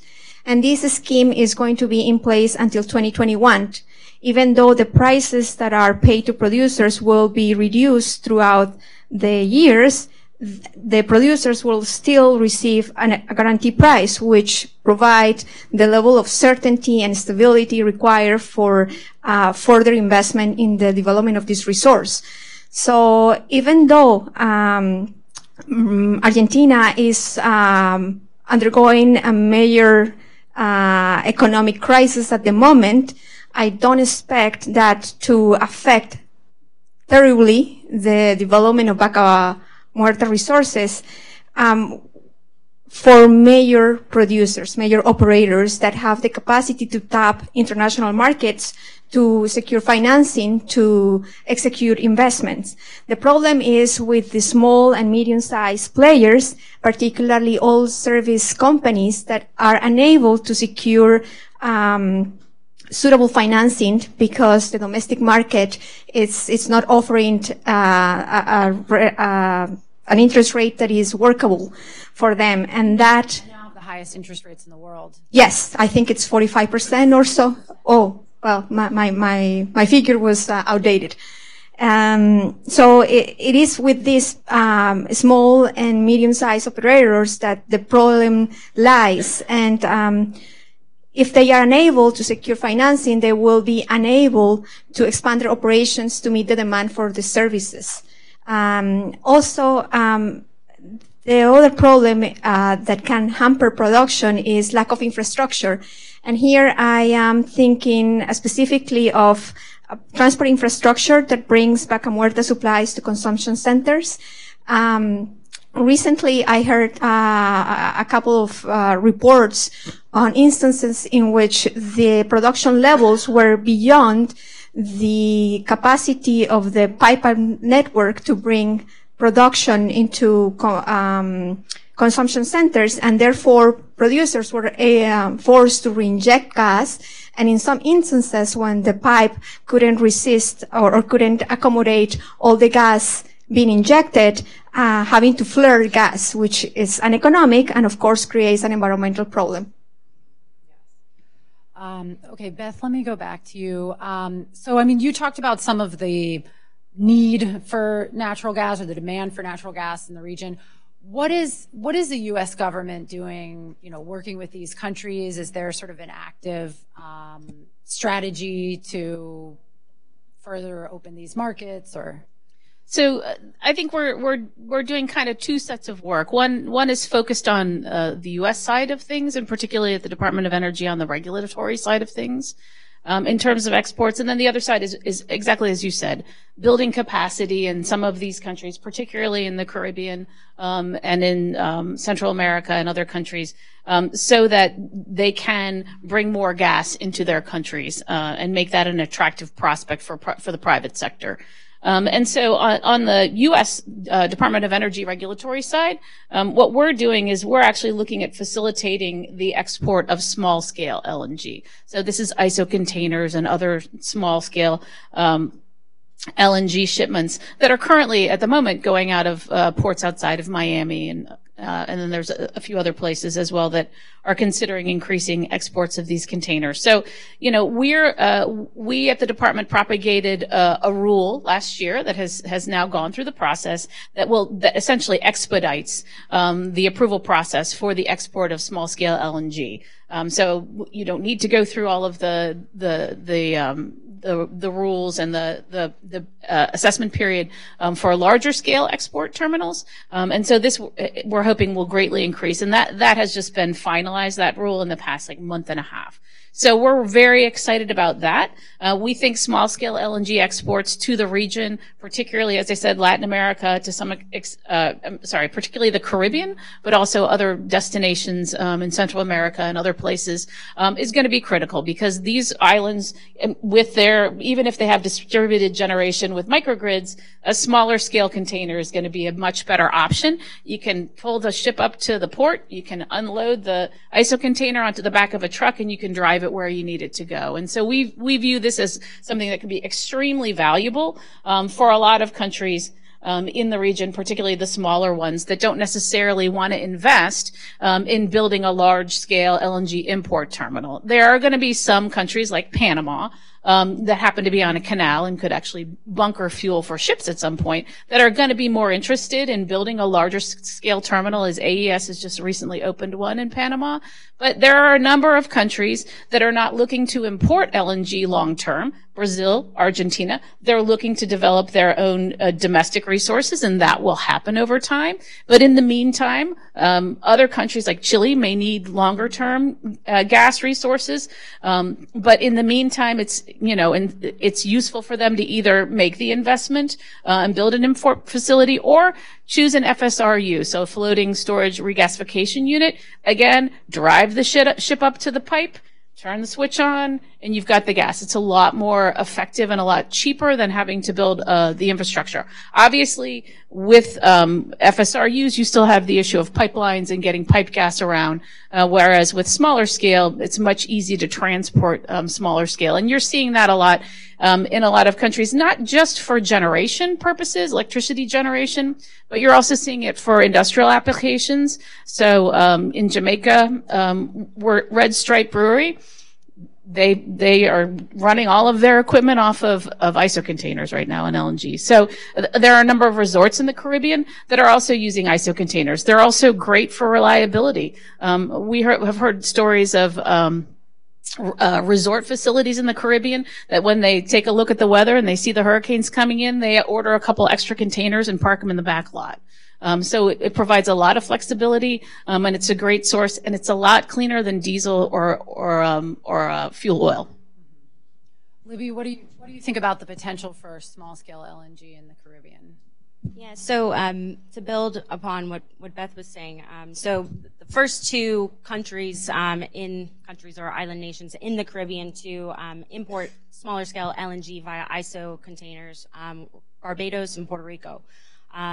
And I'm seeing, more and more, countries and private sector customers considering and actually acting on the conversion of either existing power generation equipment to convert from running on heavy fuel oil or diesel over to natural gas, or actually spending the CapEx to purchase new, technology, latest advancements, on a dual fuel or tri-fuel basis. And again, that fuel is being supplied via ISO container with LNG. So take Crowley, for example. They are actually purchasing their natural gas from various LNG terminals in Jacksonville, Florida. And then Crowley huge shipping company, obviously, and they have recently invested in 2 new ships that are going to be transporting LNG ISO containers and other equipment into Puerto Rico. And they're, continuing to ramp up their efforts as these export terminals are becoming more and more available, which is therefore driving the cost down for both private sector and public sector customers. I've seen that the wastewater and water treatment companies are actually considering converting to LNG as well. And I've also seen an aggregation of private sector customers coming together for industrial park applications and being able to really drive that cost down, which is, huge benefits, and then the environmental benefits as well. Well, maybe I'll open it up for questions, and then maybe I'll add another question in there. Do we have any questions over here? Just wait for the mic, please.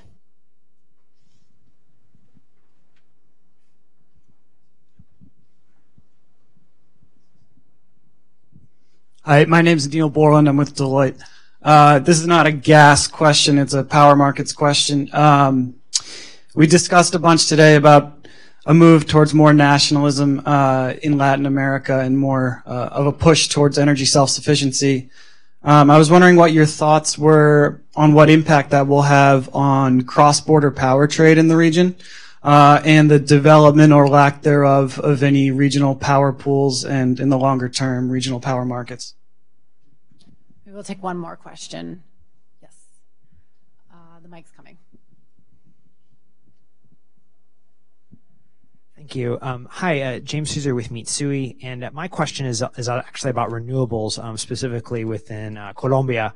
What is your outlook for the renewables market under the Duque administration? Thank you. Okay, let's go. We could just go down the line. Okay.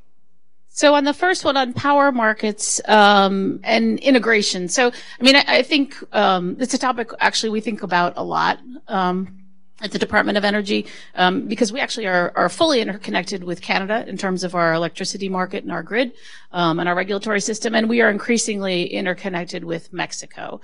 But we see this as a trend happening throughout Latin America. In particular, Central America has taken a number of very significant steps to create a regional power pool. They have some way to go. Nationalistic issues pop up now and then, I think, around the world, and that's not unique to this hemisphere. But in general, I think there is a recognition in most states in Latin America, and you've seen this also in the Southern Cone as well, where you see actually it's mostly gas interconnection happening between countries that haven't gotten along for years, Chile and Argentina. So I think that most folks have entered into a state with their power markets and looking at their grids that realizes that reliability is important. It's what their customers demand. Their customers are looking for a higher level of service, and particularly as subsidies are removed and people are having to pay their bills more fully, I think people are going to demand that kind of reliability more and more. And also, it's core to economic growth to have reliable energy access. And I think most countries are looking more to integrate now. We are not hearing things, for example, from Mexico about not furthering integration, quite the opposite. The fact that we are able to generate a lot of power down on our side of the Mexican border and ship it across to an area where there is not a lot of electricity development right now is viewed as a benefit by both countries. And I think we will see that. I don't think that you'll probably see a lot of change because a lot of it makes sense. But will there be hiccups and squabbles? Yes. We've certainly seen that in Central America, but you see that in the Baltics as well. So it's not unique to this region, but I think the trend globally is to integrate more because people view it as absolutely critical for reliability, efficiency, and bringing costs down. From my side, the Caribbean in terms of, cross-border. It's not necessarily the case because it's Caribbean islands. But in terms of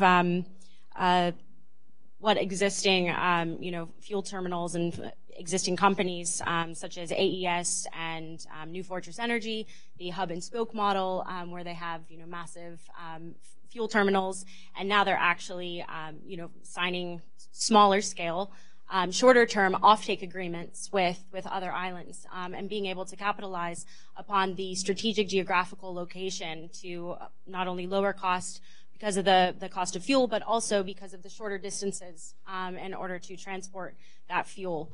So I'm seeing that, more and more. Probably seen recently, Shell was awarded a major LNG project in the Bahamas. So I'm seeing more and more smaller scale, I guess, in the grand scheme of things, as compared to Taiwan and South Korea, for example. I mean, they're not that scale. So smaller scale, maybe 100, 200 megawatts, but it's not only providing power generation for that particular country, but also being able to utilize the strategic geographical location to deliver a lower cost, more economical solution throughout the Caribbean islands. Very quickly, in the Andean region, there is an initiative sponsored by the Andean Pact and the CAF, the Development Bank in the Andean region, to create interconnections tying Colombia, Peru, Chile, and to have trade of electricity going down. And there have been major steps in furthering this process in terms of creating a regulatory framework and harmonization of rules, and set commitments in the development of infrastructure. So I believe the transmission line connecting Peru and Chile is underway. And Ecuador is actually looking at an interconnection with Peru because it has invested heavily in the development of hydropower capacity in order to produce electricity for the export market. So this is something that is happening right now and is very positive. Now, with the increased production from Vaca Muerta in Argentina, it is possible today for Argentina to export electricity to Brazil. They did it very recently, about 600 megawatts of equivalent of electricity. And there are discussions with Chile. I understand the ministers of Argentina and Chile met back in July of this year to discuss the development of 4 new electricity interconnections that are expected to be developed in the next 2 years, so more trade of electricity can happen between these two countries. And I see that there is great progress and that the scenario is very auspicious to for energy integration in the region again, something that we had going forward in the 1990s. Do you have anything to add on Colombia? On Colombia, I think the regulatory regime that was recently enacted was well received by the international community. The investors are interested in the potential, the renewable potential in Colombia. The fact that Colombia has a functioning competitive power market makes it very attractive for investment. The fact that it has experience with auctions as well, and that is considered pro market government will bode well for Colombia, attracting investment in the development of resources, particularly wind. The problem, I believe, will be the available transmission to connect these isolated projects to the grid. But I'm pretty sure that investment will come and we'll see more development of renewables in Colombia. Thank you. Okay, we can take a couple more questions over here.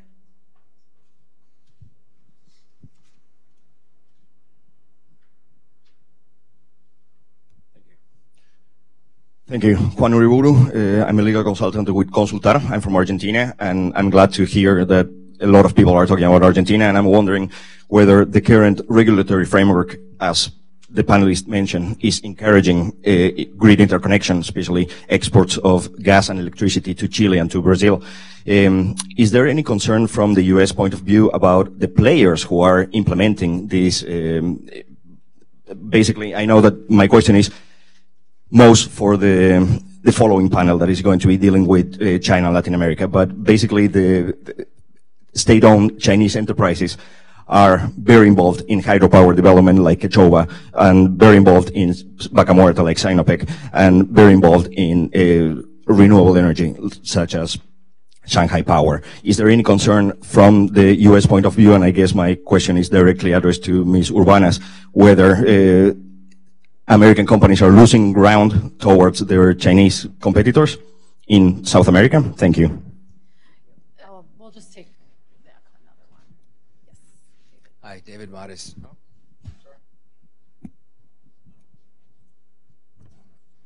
David Modis, University of California. The growing nationalism, when you combine that with power markets, usually means subsidized prices for domestic consumers, which is not usually something that goes well with cross-border integration of power markets.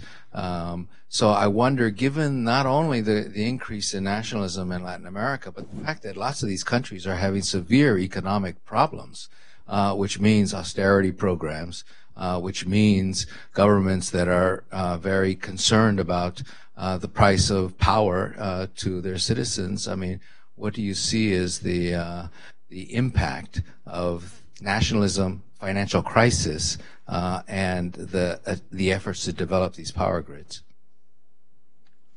We'll take one more.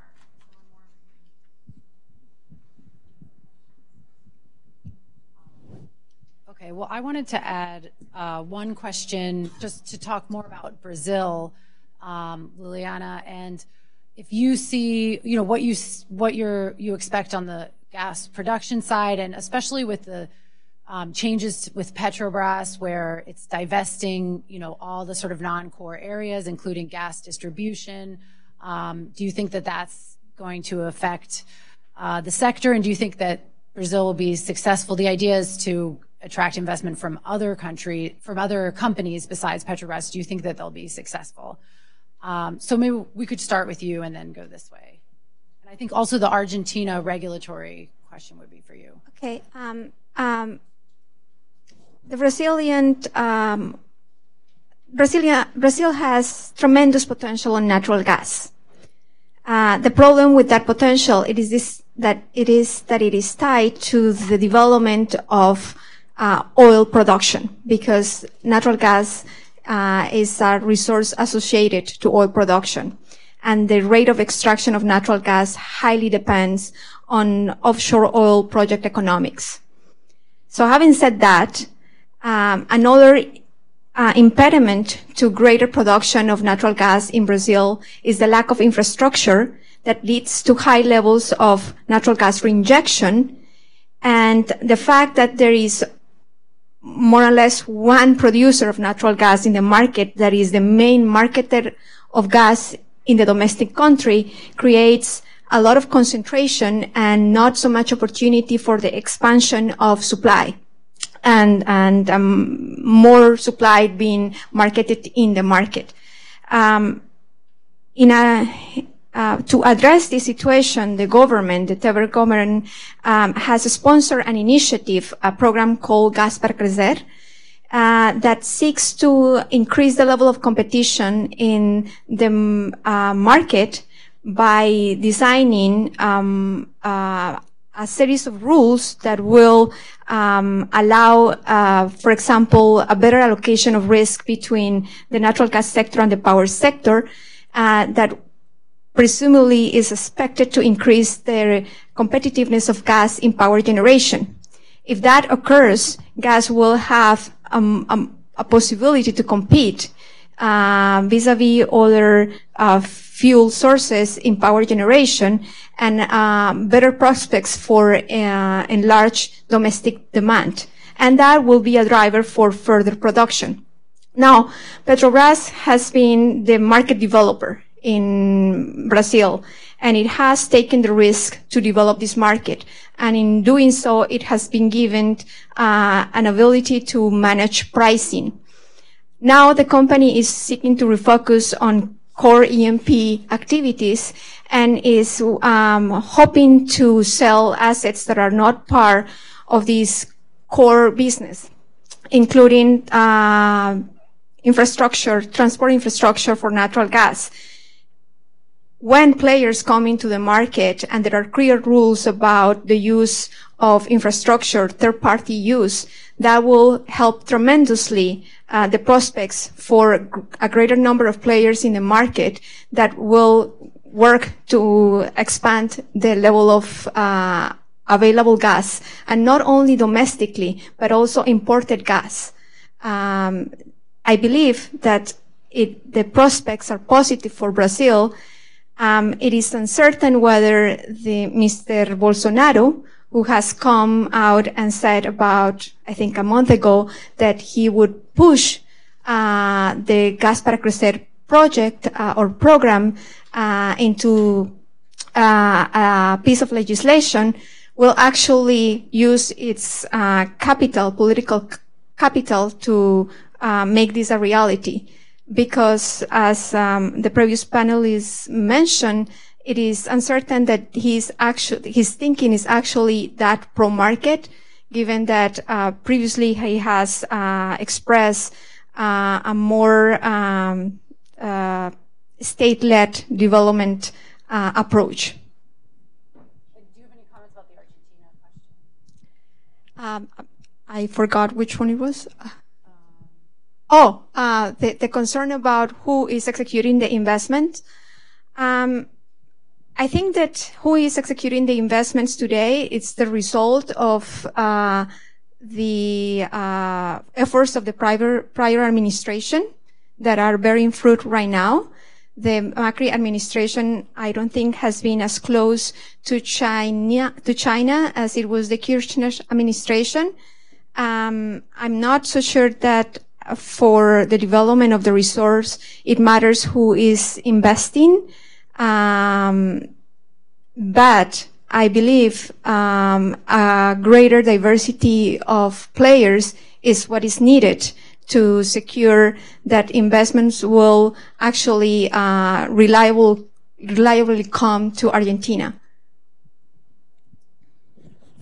Did you want to make any comments, Louis, maybe about the fuel prices, the idea of, introducing subsidies, or any of the other questions? Okay, none of them more specifically directed at you. Go ahead. So I'll take the China one first. So, obviously China is a fierce competitor, and they have a number of tools in their toolkit with the Belt and Road, and a state-sponsored approach that we don't have in the United States. We aren't going to go in and we believe in free markets. We believe in our companies standing on their own 2 feet. We believe in the fact that our companies are some of the best in the world and that they deliver great projects at high quality that are reliable. It is true that China is trying to make inroads, particularly with its Belt and Road strategy. It does have a number of things that it can leverage, including its political strength, its the way it plays in the fair trade game, and also the way it finances and often actually builds the facilities. So, the United States is not going to move to a model that is the Belt and Road model. But I think that, we are watching very carefully. The Belt and Road strategy is something that's definitely on our radar, certainly in Latin America and the Western Hemisphere, but also around the world, as well. And we think it's important that, countries that are considering, an investment with China think very seriously about what they're getting into. There have been a number of countries, not so much in the Western Hemisphere, but Sri Lanka, that decided to have the Chinese build their port and then got into debt, and now their port is owned by the Chinese.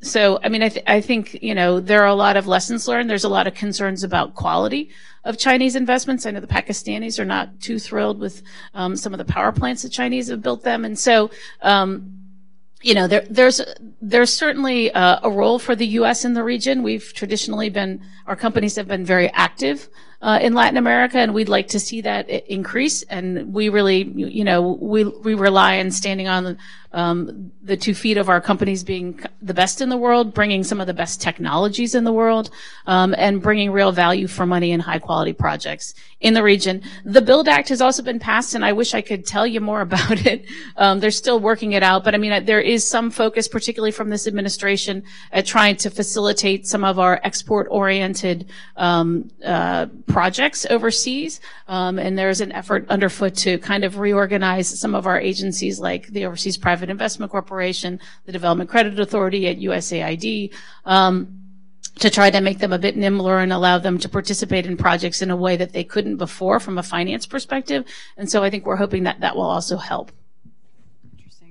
Did you want to make any comments on the subsidies question? Yes, I've actually at the Treasury Department, I spent a lot of time on subsidies, and you're right, they make things really difficult and complicated. You know, and they could become a problem. I echo Duncan a little bit from the last panel, and you know, but countries need to be able to afford them. I mean, at the end of the day, it does become a significant fiscal issue. It can be quite a significant fiscal issue. And so, and I think that's particularly the case in liquid fuels. I think it's also the case in electricity. But I think, right now, I mean, we're fairly optimistic that interconnection will continue because it's needed, and because it's a cheaper route, often than other options. That doesn't mean that, you know, there isn't rent-seeking and there aren't, you know, political economy issues that come about. Those are certainly things that we have to keep an eye on. And so you're right. I mean, that is one possible area that could be a problem. Thank you. And of course, it encourages demand for energy, which is really not what you want to do.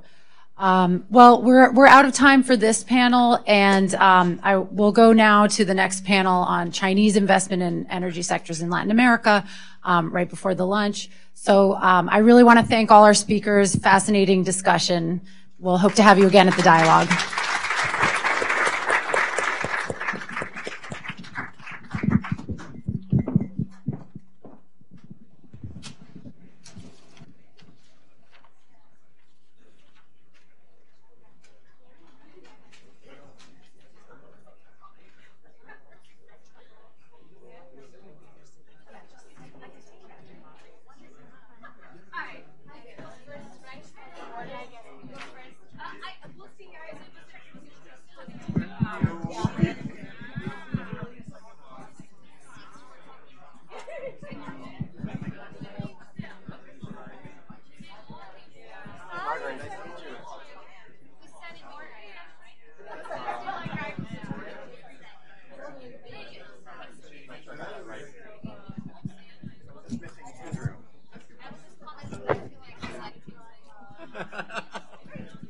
You can lower it. Do you want me to lower it? You pull this, now push down. There we go. It's better, it's better. Okay.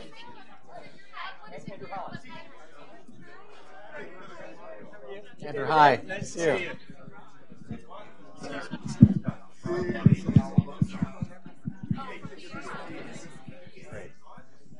Great. Well, good afternoon, everyone. Sorry, we don't have a break between panels, but we are standing between you and lunch. My name is David Goldwyn from the Atlantic Council and Goldwyn Global Strategies, and I'm getting to lead this panel on China and Latin America. I think there's a lot of China paranoia in this town, a little bit of a cottage industry these days, but it's a serious issue. There's been over $110 billion in Chinese investment in Latin America since 2003, and I think the majority of that has really been in the last 5 years. It used to all be in the extractive industry, and now it's increasingly in services. And there's a significant amount of loans and trade as well. So the question we're going to talk about is, what's this all about? Is this a problem that needs to be fixed? Is this just normal market competition? Where is Chinese investment, and how significant is it? And we have three terrific panelists to talk about it this morning. First, from the Inter-American Dialogue, we've got Margaret Myers, who's the Program Director for Asia and Latin America, so perfect combination for this panel.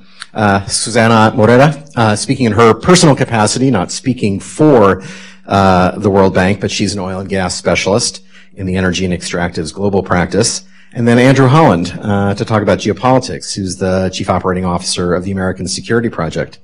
So, Margaret, why don't we start with you, both because this is your house and because you have kind of the broad view on this. But how big is China's footprint in Latin America, and where do you see it having the greatest impact? Yeah, well, is it working? Yeah, great. So thank you very much for the introduction, and it's a pleasure to be addressing this audience on a topic that is increasingly hot, as was mentioned in just recent months and over the past year. But yeah, I mean, China, generally speaking, has been talking about diversifying its engagement in Latin America for, I would say, about 3 or 4 years now. And a lot of this language is included in China's foreign policy toward the region. So diversification outside of traditional sectors, extractives, that be it minerals or oil and gas, and infrastructure into a wider variety of sort of high-tech tech sectors. But what we're seeing, generally speaking, is continued engagement in those traditional sectors. So a lot of oil investment, a lot of, even more, I think, investment in minerals in places like Peru. And now I think even more of a focus, and this was mentioned in the previous panel, on infrastructure development. Some of that related to the energy sector, but a lot of it related to transport in relation to the Belt and Road Initiative, China's Belt and Road Initiative, which is, household term these days, at least in a lot of the world. That said, and I would say both in policy and practice, we don't see as much focus on energy as we do on infrastructure at present, precisely because it's being emphasized so extensively by the BRI and Latin America's recent ties to the BRI just in the past few months. But we definitely see, sustained interest in equity oil investment, absolutely.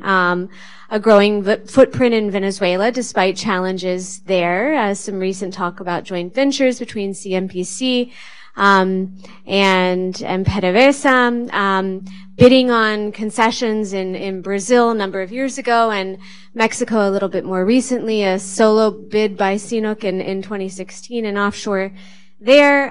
Smaller shares in a number of other projects around the region. For example, the Exxon-run project in Guyana, exploration and production there. So, I mean, a wide range, a long list, and we can go into some of those if you'd like. But certainly, there's a sustained presence in terms of this form of focused investment. Also of interest, oil-backed lending, right, which has been a little bit more successful in some cases than others, certainly. In Venezuela, it's been more of a challenge, I would say, in Ecuador too, as Ecuador begins to think about how to potentially even renegotiate some of these deals or consider the value of them, given debt to GDP ratio of late. So perhaps less of a focus on those particular countries, but more on Brazil, where the oil-backed lending case has been, arguably speaking, a little bit more successful. There was an initial loan of about $10 billion in 2009 to Brazil, of which only $7 billion was drawn, and paid back as expected. And then that model was replicated again with a couple of $5 billion disbursements in 2015 and 2016. So I think we could see more engagement of that form with oil-backed lending in Brazil in particular. And it sounds as though the downstream refining deal between CNPC and Petrobras will also be backed in oil, as I understand it, although some of you probably know far more about that than I do. We also see, expanding into renewables. There's been a presence in renewables for many, many years, but several more recent deals across the entire region, from Honduras to Chile, in solar in particular, but also in wind, and a lot of focus, especially in Brazil, on electricity transmission, a major presence now through acquisitions of existing assets in the country's grid, and a particular interest in exporting China's ultra high voltage lines, which have been very effective in carrying electricity from China's east coast over to the west, to Tibet. And so Brazil is a sort of ideal market for that technology given its size and its electricity needs. So focus in all of these areas. I would say, I don't want to take too much more time, but I would say, just big picture, Latin America is not certainly the primary destination for Chinese energy investment of any form at this point in time, but it does factor into China's energy security calculus, certainly, and I think increasingly into Chinese thinking about the secure transport of energy and other resources, soy too, across the Pacific, avoiding choke points in the Gulf of Aden and in the South China Sea, presumably. And a lot of the infrastructure development that we're seeing would presumably help to make a lot of this happen and to develop capacity to, in fact, transport a wide variety of goods from Pacific ports in the Latin American region. So I'll stop there. That's terrific. Susanna, can we dig a little bit deeper into the oil and gas sector? So why is China investing? Where is it investing? And is it more critical in some countries than others? Both, is it a bigger investor given the size of some of these markets than others? And which of these countries is most important to China? Thank you. Thank you for the opportunity to talk about the topic that I've been following since 2001. It's sort of my pet issue.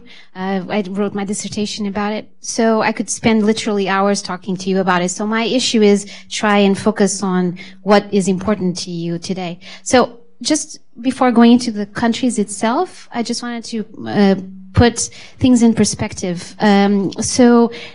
Right now, as of 2017, the top suppliers of oil to China, number one was Russia, 14%. Saudi Arabia was second with 12%. And then you have Angola as well with 12%. And then you see Brazil at seventh with 5% around, and Venezuela at 4%. And Colombia is also there in the top 15 as the 13th supplier. And while Middle East is still source of 44% of oil that comes to China, after years of trying to diversify away of this traditional dependence on the Middle East, they succeeded in diversifying to other regions, and LAC is right now 14% of oil imports from China, and that's an increase from 2% in 2005. And I just wanted to add one more thing, is that also in 2017, Colombia was the fifth highest increase in exports to China, and Brazil was seventh. And we are talking about increases of 50% and 46%. So it's not something small. Of course, we're talking about, in terms of volumes, not that much oil, but still, I think that's important. One of the reasons why LAC's share in the oil imports for China has been the fact that the U.S. isn't buying so much oil anymore from Latin America.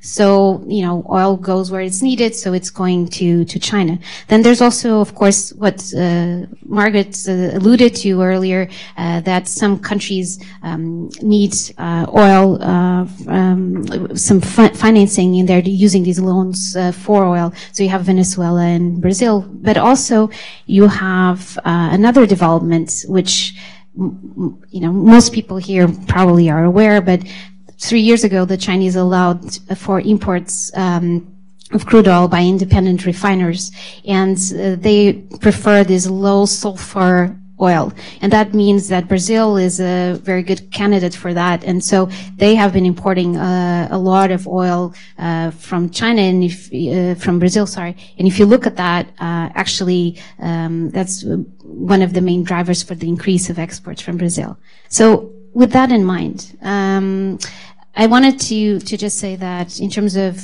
oil investments in the region, they basically have gone through several phases. They started in '93. Actually, Peru was the first recipient ever of investment overseas by a Chinese oil company. It was CNPC. And CNPC was the only Chinese company active in the region between '93 and 2002, and it was very small projects in niche country, which was Peru, and in niche project, which was these mature oil fields in Venezuela. And then 2003, 2008, there was a shift in investment and increased by 6 times, and all the Chinese oil companies, national oil companies, became present in the region, and they started using mergers and acquisitions to do that. 2009, 2013 was the boom in investment. It was a lot of investments that were made, and it was remarkable by the speed, the volume of investments, and also the signing of a lot of loans for oil. And since then, 2014 to now, there has been sort of a slowdown in terms of investments. And it might appear differently because of what you saw like in the news, but if you look at the overall over the period, there was this slowdown, and it's not a China specific situation. It's just the overall region received less investments. There were fewer over $100 million mergers and acquisitions, and that has to do with decrease in oil prices and many other factors, of course. But it also at the time, I remember some researchers were saying, well, China now is going to use this opportunity that oil prices are down and they're going to sweep a lot of these assets in Latin America. But that actually did not happen. And it has to do in part with the internal dynamics within China. It was the anti-corruption campaign. They were not allowed to do investments overseas. There was less funding available through the banks, and so that also resulted in sort of a slowdown. And only in 2016 and 17 you see it pick up. And the main destinations for those investments were Mexico, with that investment that Margaret alluded to, but also most of it has gone to Brazil. And it's gone to the rounds that have emerged and were discussed earlier. So this is very brief, but most of the investment as of now is concentrated in Brazil, Argentina, and Venezuela. And there are some investments in Colombia, Ecuador, Peru, Bolivia, and through subsidiaries and joint ventures also in Guyana, for example. That's through Nexen that CNOOC acquired. And I think to just finally answer your question, I think that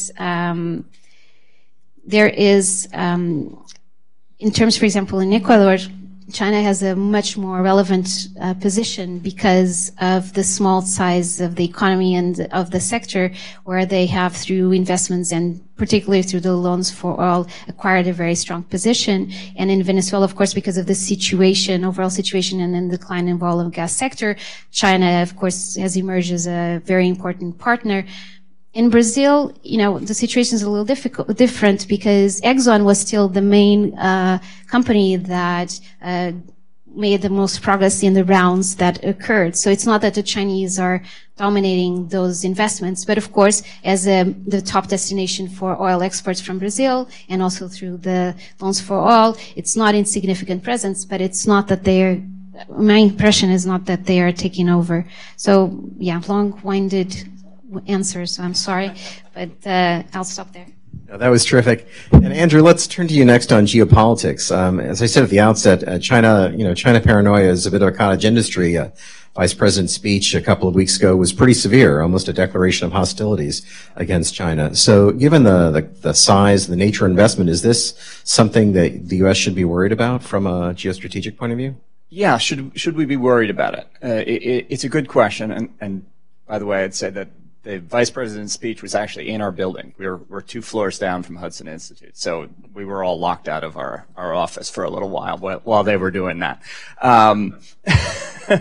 But that's notable, and then you can actually go back to then Secretary Tillerson's speech about this, I guess earlier this year, kind of a warning to Latin America about Chinese. I think the question of should we be worried about it goes to Chinese motivations.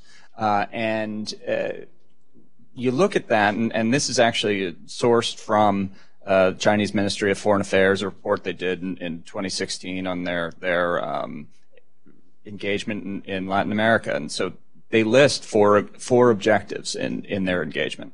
One is ensuring Chinese access to natural resources. So commercial, but also kind of ensuring those access. Two is gaining support for foreign policies. Now, I think we should read into that, especially, Taiwan and the One China policies and stuff like that. Three is public diplomacy, ensuring kind of a favorable view on China. And fourth is that geopolitical and strategic ideas about it. And this is, I think, especially true for the U.S. For us, because for a long time, other great powers have looked on Latin America and the Caribbean and our immediate south as a way to kind of poke the superpower and show that maybe you're not as strong as you think you are. I'd say to kind of go further into this, should we be worried about this? The U.S. pullback from the region, I think, has created space for that Chinese influence, and we should be very aware that this is a part of a real global competition for influence between the U.S. and China. And the U.S. It's differing views of what the world looks like. We shouldn't mistake it for the Cold War. This is not primarily military. I do think it's mostly about commercial, but also just kind of a different model. One is kind of this China-centered hub and spoke model that you kind of see them pushing through the Belt and Road Initiative. It's a return to China as the Middle Kingdom, the central power around which all other decisions are kind of made. And then the other is the 70-year-old U.S.-led global liberal order, free trade. Countries get to decide for themselves who they want to trade with, and it's made primarily based on commercial decisions. I sometimes wonder if we still support that model, but in general, that's the way we've been going. Obviously, for U.S. influence in the region and across the Pacific, withdrawal from the TPP was a big sort of signal, I think, to the region that we weren't going to be engaged in that sort of push on the liberal order. A couple of examples of this, and I do think, kind of looking through this, I do think that we've heard some about, especially about oil and gas. I do think that most of the Chinese investment in oil and gas is primarily commercial. CNOOC, CNPC, they do seem to be acting largely the same way that the big international oil companies act. They act in consortium with them. ASP just recently published a paper last week on Guyana, and CNOOC is a part of the consortium with Hess and Exxon, and it doesn't seem to be geopolitical in nature at all. It's about making money, I think. But then you do look at things like support, the loans for oil in Venezuela, and certainly I think that China has invested in Venezuela over the last 2 decades, largely as a result of and because of Venezuela's antagonistic stance to the United States. I think that when China is able to step in as a source of capital when the kind of more market-oriented or American-oriented capital steps back. The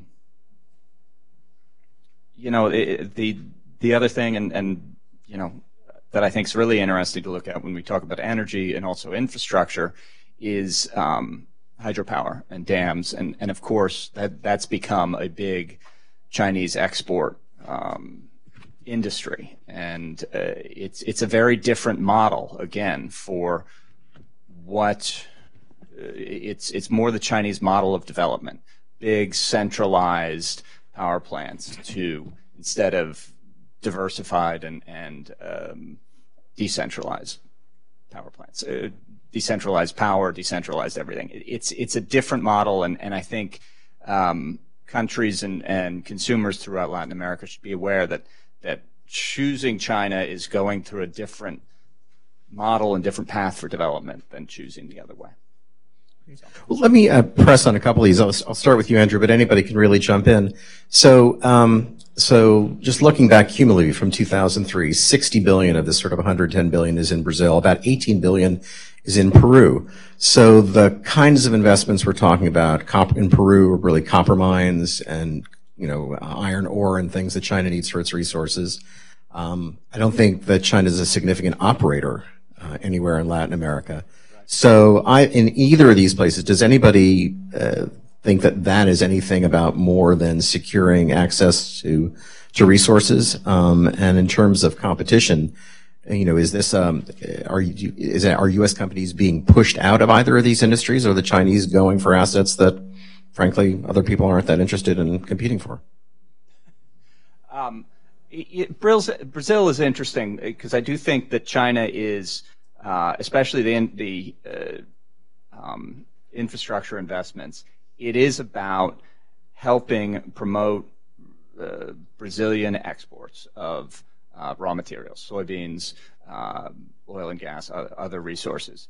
And I don't think they're necessarily pushing the U.S. out, though the trade war that's going on right now, it does appear that it's mostly Brazilian soybeans that are replacing American exports of soybeans to China. So there is sort of competition for markets there that they're looking at. Is it fundamentally harmful to our interests? I don't know that, but it's Brazilians, I think, should be aware that this is not about developing Brazil. This is about pulling out resources from Brazil. Yeah, no, I can certainly comment. Look, I think there are a lot of ways to interpret China's motivations in Latin America, and I think, the point that was made about needing to understand those and interpret everything through certain lenses is a very important one, very, very valid.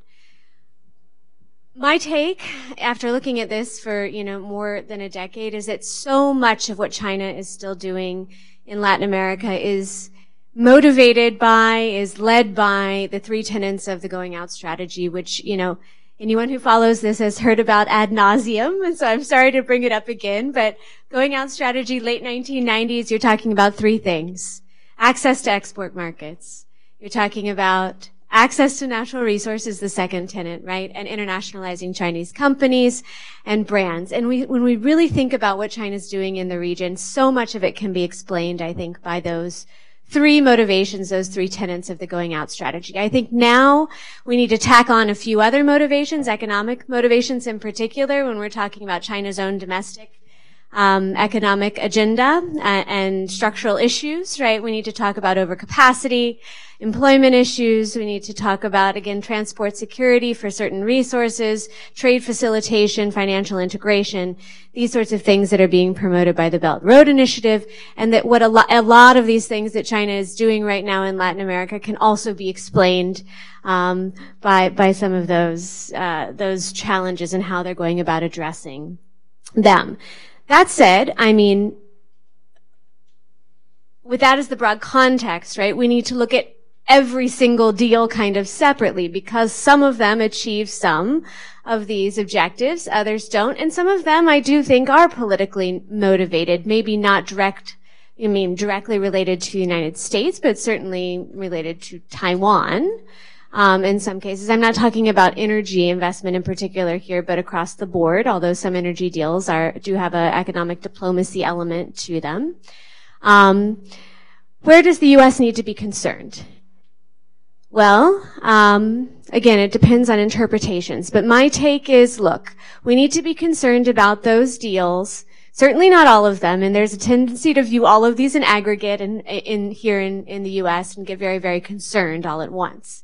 But, it's deals maybe that will influence electoral outcomes. And I think there are plenty of those that we can point to. El Salvador, most recently, you know, the sort of deals that are being discussed there. These are not energy deals, they're port deals and a special economic zone, but there could be an energy element to some of this investment that would go into the SEZ. They are deals that threaten sovereignty, right? Or prevent countries from making decisions that might be in their best economic interest. And then, you know, I know that the administration right now is concerned about deals that would have some sort of dual use capability. Energy, again, it's less of a concern, right? But we're talking about ports there often, which would be shipping some of the oil and other resources that would be coming from the region. So those are really the areas. Competition with U.S. companies is the fourth, right? And I personally, and Susanna would know a lot more about this and maybe can address some of this in a bit more depth, but I don't see a lot of deals where you have Chinese companies going to head to head with U.S. ones. Chinese companies sort of in general have operated in spaces where others have been unwilling to go for a variety of reasons or cannot go because they don't have the sort of backing or in riskier, quote unquote, right, depending upon how we want to measure that, environments. So there, you know, I think there are plenty of examples that have already been mentioned. So not a ton of direct competition, but certainly, you know, there are some examples of U.S. companies losing out, and it remains to be seen kind of the extent to which building up OPIC and trying to compete on infrastructure and in other areas will help us. But you know, hopefully there will be some movement in that regard. Well, actually, let's stay on the geopolitical point for a second. I mean, is there any sign that China is actually getting diplomatic capital out of its investments? Are you seeing any kind of a shift in the attitudes of Latin American countries, their votes in the UN, or any changes in sort of how they behave that would suggest that this is being effectively leveraged? Andrew, or Margaret, others? I would say, I mean, recent changes in one China policy in Central America. Panama recognized China, right, last year? Is that right? And El Salvador recognized China as opposed to Taiwan. You know, I think there's, I forget the exact number, 15 countries in the world that currently recognize Taiwan. Half of them are in Central America and Latin America. So there's those sort of, you know, binary changes. It's not much and it's not a lot. You know, the other thing is yeah, I mean, as the trade war heats up between the U.S. and China, China is looking for other sources of resources for those things that we export, especially soybeans and agricultural products, and Brazil is going to be a big source of those. So. Yeah, on the UN side, I mean, that's a very good question. Is Chinese economic leverage or Chinese economic influence in some form impacting voting in the UN in support of China's global interests? And we haven't seen any evidence of that quite yet. It doesn't mean that it couldn't materialize in the coming years, especially as China gets more votes, maybe from, former Taiwan allies. However, when you look at Pew Research reports, you do see considerable growth in sort of approval ratings of China, both, China exclusively and then China vis-a-vis the United States. So there are increasingly positive opinions of China throughout the entire region. And I would say, as just a third point, that China's policy, and this was referenced, the policy paper, the 2016 policy paper on Latin America and the Caribbean, the messaging in those papers really resonates considerably with Latin American audiences. It's a message of cooperation, collaboration, on a South-South basis, and inclusion of Latin America in an effort to reshape in some form the global order to make it, broadly speaking, more inclusive of developing countries. And that appeals, and I think that appeals particularly in comparison to the narratives that are coming at the moment, at least, out of Washington, which don't ring, as cooperatively, I think, in the ears of Latin American audiences. Susanna, let me turn to you next. We've talked a lot and mostly about foreign direct investment, but let's talk about financing, because I think there's been almost 140 billion in Chinese financing, and some of that, as you pointed out, is tied to commodities. Some of it is tied to it's kind of export financing. It's tied to buying Chinese parts. Should we think about loans or financing for projects differently than we think about FDI, and is there anything that gives you concern? Thank you. Well, actually, Margaret has the best database on these loans, I have to say. But my experience, and actually I can tell a small story. I know someone that was at a meeting in China at CNOOC when they decided to actually give Petrobras the first $10 billion. And the discussion was Petrobras had just found pre-salt and it needed investment, and they were doing basically a tour of the world trying to find investors, and they were not getting much headway, and they managed to get this meeting, and then basically the person at the bank just said, okay, how much? And the check was signed, and that was done, and this has been told to me by more than one person. So this ability to access funding is different from other institutions and other countries. I'm not saying it happens all the time, but they now have a precedent which they have been tapping into. So this 10 billion, as Margaret was saying, they used up 7 billion and they've gone back to it. The 7 billion story is interesting because the 30%, the 3 million that were not spent was because it was a quota that had been purchased of Chinese manufactured goods. But because of the local content rules in Brazil, that didn't fly. So the information that I at least got was that that's why the 3 million wasn't. And with some of the subsequent loans that were made to Brazil specifically, one of them had, in the conditions of the loan, it came out after pressure from Brazilian organizations for transparency. They're trying to know the details, and it said, 60% had to be spent on Chinese goods. And Petrobras came, we just presented receipts for things that we had purchased already. So that's how, the money was given to Petrobras. So that dimension of, making it sort of conditional on the acquisition of Chinese goods is a bit problematic, not because other countries don't do that, because they do, but because some of the quality of those goods and services right now, particularly for the oil and gas sector, is not as high as other countries. And so from that perspective, it is a bit problematic. And of course, I'm sure that Chinese competitors are not so happy because of the quota. But other than that, I don't see any other issues because the oil is sold at market prices. It's deposited in bank accounts. So there's sort of a clear mechanism for how this is done, and loans for oil are not new. I mean, China used to have loans for oil with Japan, a long time ago. And in Angola, international companies did that with Angolans before the Chinese got into it. So it's not a Chinese thing, which people sometimes forget. But, it's perhaps not the ideal way sometimes because of this conditionality. Okay. If anybody else wants to jump into this, otherwise we'll open it up to questions from the floor. Great. Lady on the left. Just wait for the mic, please, and then introduce yourself. Lenny Berliner, Energy Farms International. I'm curious to know what the current situation is in countries where China maintains an operational role of one kind or another in its investments. I was in Peru when they were managing Shugang, Peru, and it was a disaster.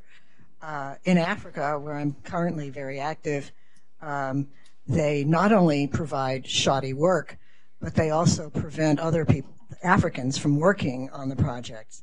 So, they're really viewed from a recipient country perspective as having been perhaps a mistake. And I'm wondering if you're beginning to see any kind of reaction like that in some of the countries in Latin America where China's been very active, like, say, Chile. Thank you. Let's start there. So another small story.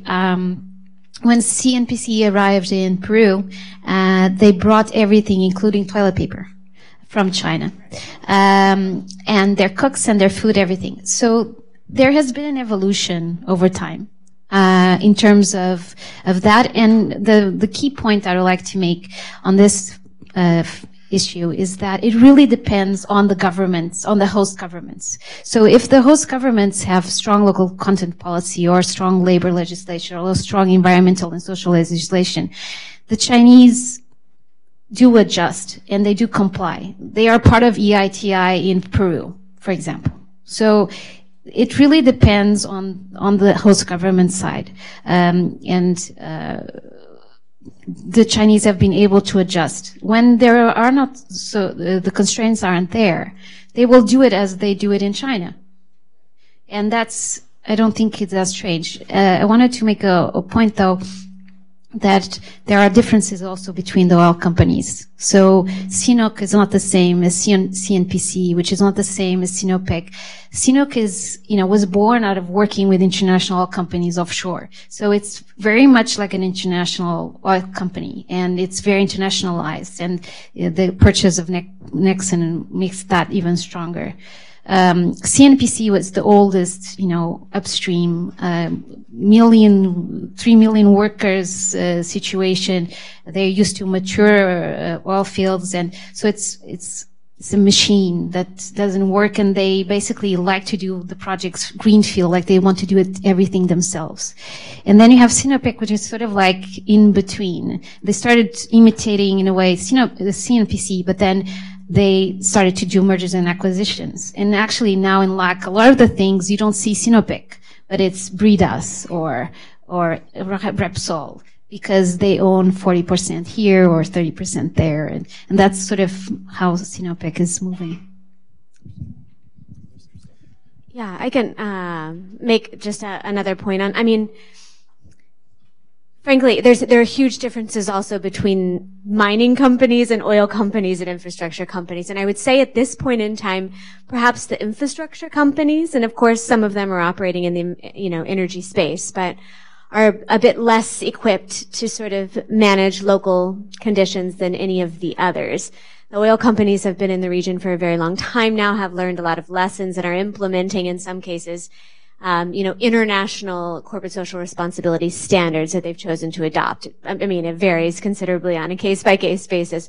Shougang is a fascinating example. We just did another case study. There have been multiple case studies on Shougang, which is sort of the poster child of what not to do in mining in Peru. But they're doing better now, evidently, having learned some lessons. And you do see this, across the board with a wide variety of Chinese companies. And it should be expected that after, operating in a certain place for a decade or two, that they would begin to adopt some practices that would ensure longer term sort of sustainability of their operations in those places and happy communities.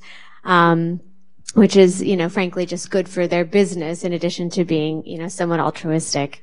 One example, I think, of a good case, or that a lot of people point to of a good case, is State Grid, Guodian, which is in Brazil. There are some environmental concerns about what they're doing with these ultra-high voltage transmission lines, but they've been very good at communicating what they're doing, at trying to, talk to shareholders, and at compliance, generally speaking, with some deviations on occasion. But as Susanna said, compliance is something actually that Chinese companies are very good with, as long as the rules are on the books and they are enforced. But yeah, that's what I would add to that. Terrific. Let's take a couple more from the audience. This gentleman here, and then Dan, and then gentleman back.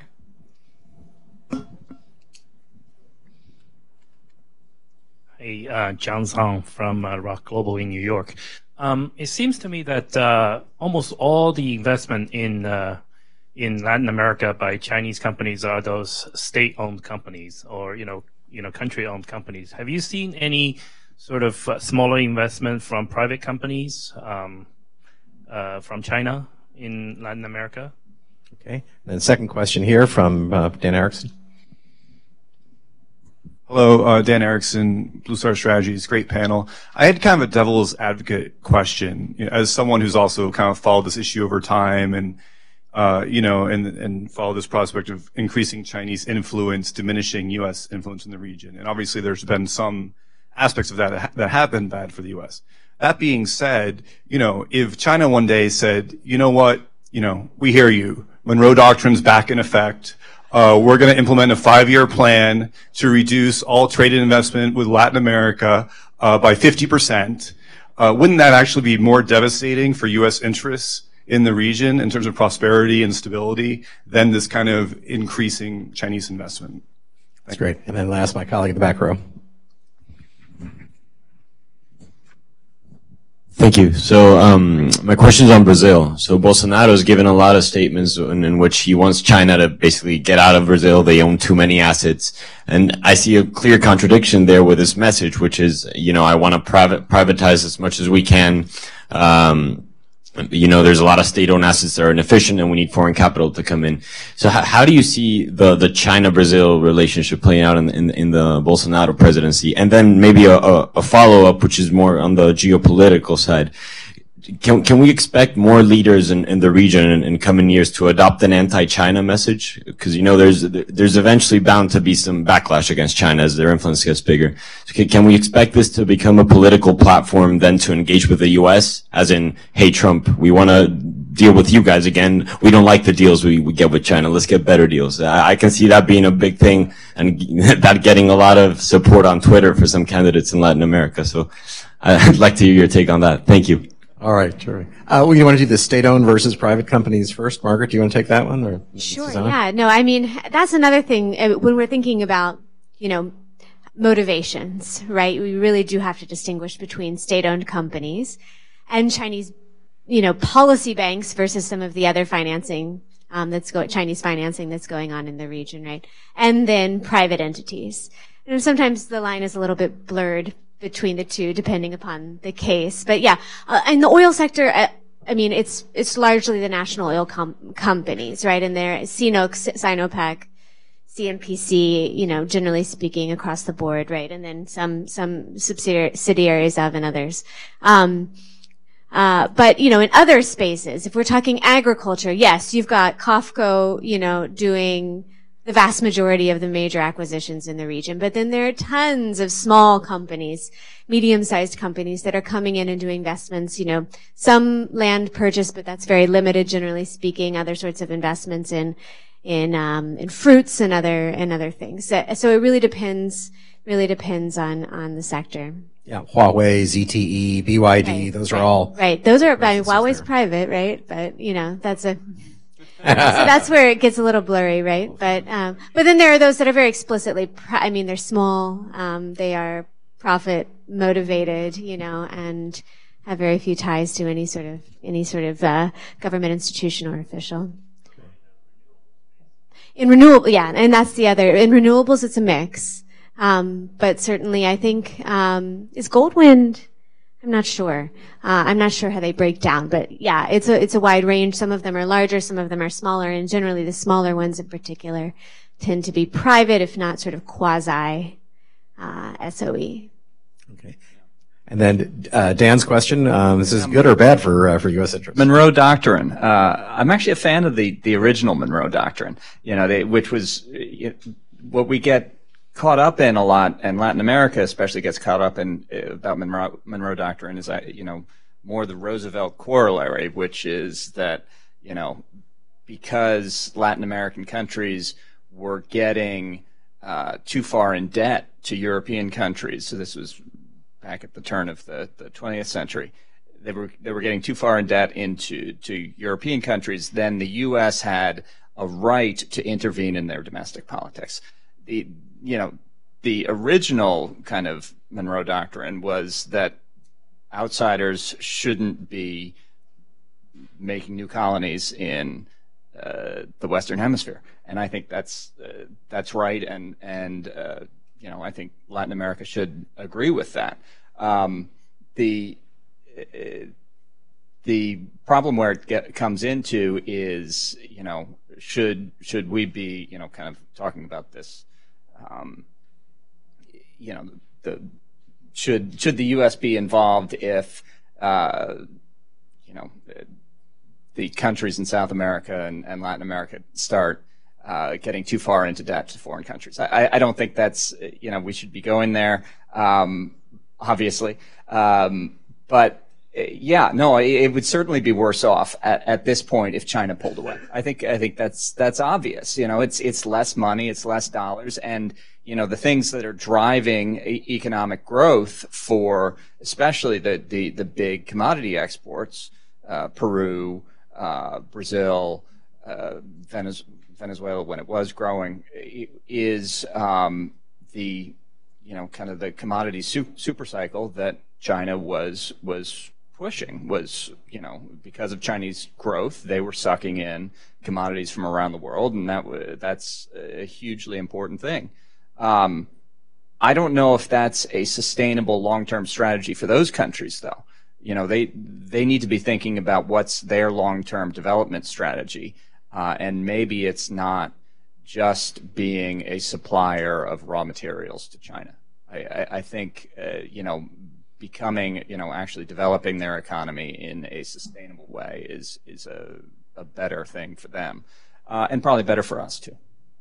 Stella, you want to jump in on either of these, and feel free to pick up the Brazil question too if you like.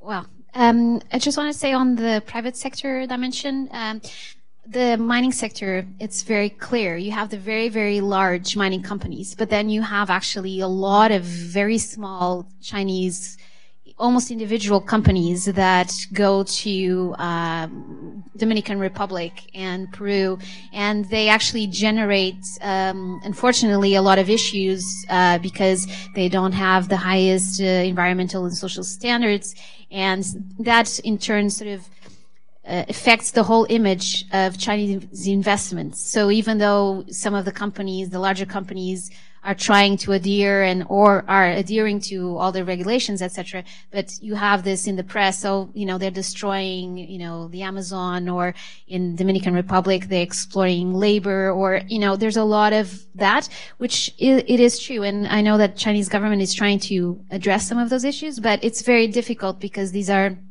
most of the times individual people. So that's just wanted to add that dimension. And then the other thing on the question on Brazil, I think it's sort of a little bit what was talked about earlier about Mexico's new government and looking under the hood of the car a little bit, because when Macri also was in the election process, he was very sort of anti-China, and then all of a sudden, a month ago he was in China, and it's all about new deals and advancing with the engagement. So I think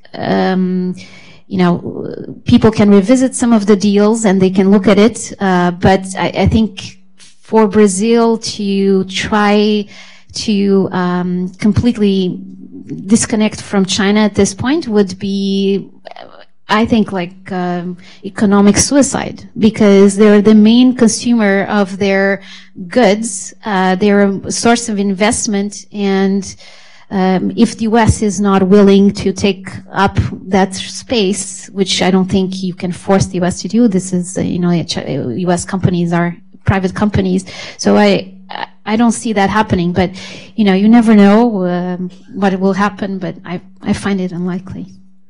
Anybody else want to jump in on the Brazil question? I think actually, yeah, Brazil and the United States are in many ways a competitor for Chinese markets. We talk all about Latin America oil exports to China in this panel today, but U.S. oil exports to China are growing very fast, and U.S. refined product exports to China are growing very fast.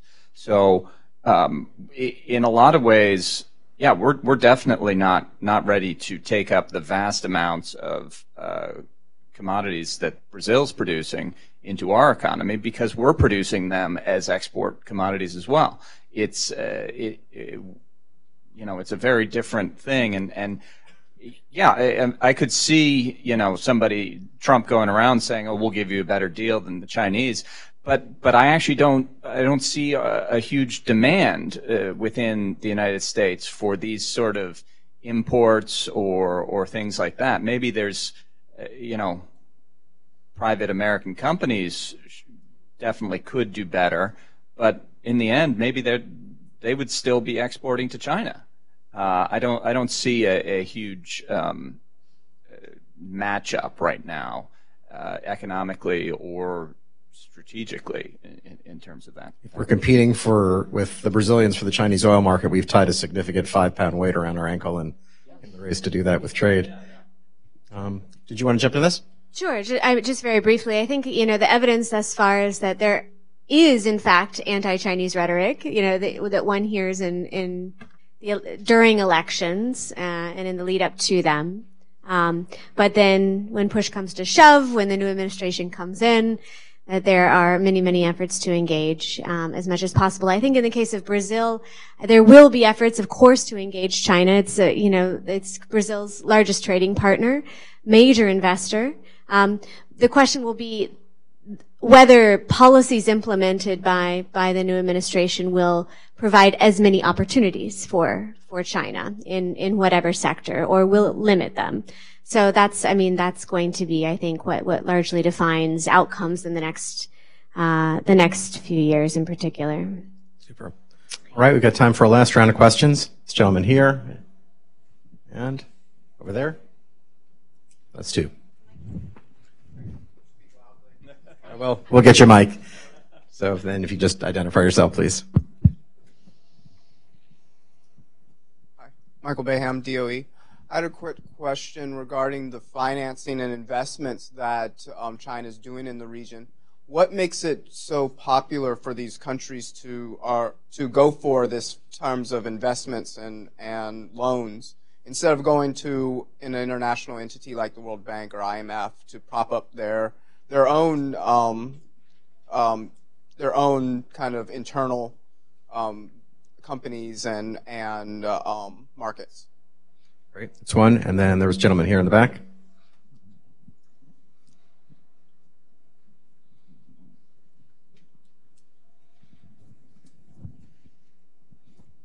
Thanks very much, Guy Edwards, Brown University. I had a question about to what extent China is now factoring in concerns about climate change and the Paris Agreement, both by state-owned companies, but also by the policy banks in Latin America, and to what extent it was kind of discussing this with its Latin American counterparts. Okay. All right. So why Chinese finance and climate change, and we'll have time, and one more, and that'll be our last question. David Modis. Given the new trade agreement with Mexico, and China was getting more and more interested in Mexico, I wonder if anybody has any comments on how that new trade agreement would impact Chinese interests in investing in Mexico. It's particularly the no China trade agreement clause. Do you want to start on the finance, Margaret? Sure. Let me just very quickly on the climate change. I mean, we've seen these, I think, wonderful and exciting and hopeful inclusion of sort of green credit guidelines and other, environmentally focused guidelines that have, in many of them have a sort of climate change element to them, for both Chinese banks, policy banks, CDB and Exim Bank, right, and for Chinese companies and specific industries, mining and others, right, that are being issued by industry organizations. And that's all wonderful and a tremendously sort of welcome development, especially coming from China, which is, critical in terms of addressing climate change. The question, as is generally always the case, is in the implementation of these guidelines by the entities that are doing the lending and doing the investment, and that's where we don't see tremendous progress yet. I think there are some efforts to develop a sort of regulatory environment or capabilities to make these guidelines be implemented more extensively, but until we see that, I don't see a lot of progress. I'd be interested in your thoughts on that, certainly, having followed that very clearly. On the lending, why is it attractive? Well, for a number of reasons. First of all, Chinese companies, or Chinese banks, rather, CDB and Exim Bank, which are the major overseas lenders globally, including in Latin America, tend to lend to countries that don't, generally speaking, or haven't in the past, had much access to international credit markets. They've, because of having defaulted on loans. So there we're talking about Venezuela, Ecuador, Brazil, not as much, right? There's more access to other sources of finance. And Argentina under Cristina in particular. Most of the loans were given to those countries then. They also don't have conditions. That's a little bit misleading. They do have conditions. It's a China Inc. model, right? So it's using Chinese companies, sometimes Chinese labor if that's part of the contract, and importation of Chinese equipment for a lot of these deals. So there are conditions in that sense, but there aren't policy conditions imposed on these countries in exchange for these loans, which many, countries, especially those that have had difficulty with Washington consensus model of lending, are very excited about in a lot of cases. And then in other cases, China's model has been to go to countries and talk to them about what their priority infrastructure or other projects are, to have a list, with very little sort of scrutiny of that list, and then to just sort of finance those things. And for some countries, that works very well. For others that, where some of these projects may be pet projects of a government or a particular leader, it's turned out not to be as, effective as it might have otherwise been. Great. Susanna, quickly, I think we're almost at the end of our time. No, just one very small point is that in Brazil, in Petrobras case, all of these concentration of loans happened when Petrobras was the most indebted oil company in the world, and because of the corruption, they were having a hard time going to the market and getting access to funding. So it's sort of the same logic that Margaret was saying in terms of the countries. That also was applying to Petrobras. On the climate question, I think it's important. I haven't seen. I agree that we haven't seen the details yet or any broad changes, but I think it's important to say that there has been rhetorical support for the Paris Agreement. When they do invest in renewable energies, or they invest in, I think there was forget where, but there was a city that they invested in LED lighting for all of their street lights, and they said, oh, this is about China's support for the Paris Accord and for climate, and of course it was Chinese LED lights exported, but it was there is a very clear rhetorical support for this, and especially now when the United States has pulled back from the Paris Accord, has pulled out. I think China sees themselves as a leader. We talk about South-South cooperation and all that sort of stuff. China sees themselves as a leader in at least rhetorical support for climate action and rhetorical blame towards the West and the United States in particular, but also kind of the Annex I countries. So this kind of goes to China's longtime support for, we're still a developing country and we should be allowed to develop as we want, and gets into UNFCCC Annex I versus non-Annex I countries and all this sort of UN internal politics and stuff. But certainly there is a growing rhetorical support for climate action. Question on the U.S. and Mexico. It's a great question. I think it's open at this point because you have both the new U.S.-Mexico agreement, but also the new Mexican administration coming in. Who knows? I wish I had a better answer. It's going to be, I think, maybe I'm wrong, but my impression over the last decade of watching this is that China's mostly stayed away from Mexico. And only recently was that beginning to change. And we'll see if that continues or turns back around. I don't know. I'd just add to that point, I think the U.S. Mexico agreement, if it's not fixed, actually opens the door significantly to Chinese investment in Mexico by not extending investor state protection to refineries, to pipelines, or really to, frankly, to anybody except for an IOC who's got a key and a pathway into access to ISDS. Mexico investments have become much more risky for U.S. companies. And if you have a state-financed bank that provides the power of the state behind it, or a little insurance, then you're a better competitor. So I think it's a risk.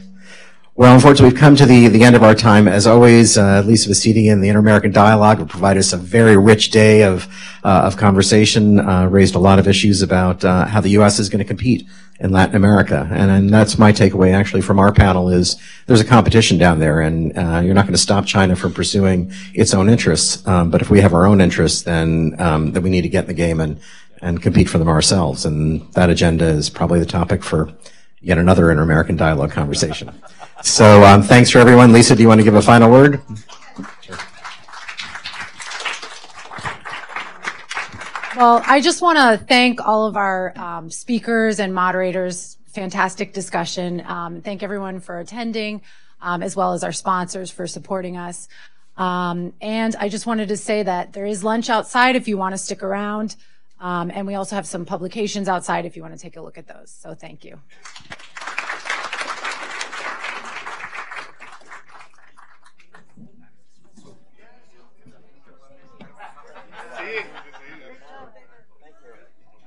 Great job.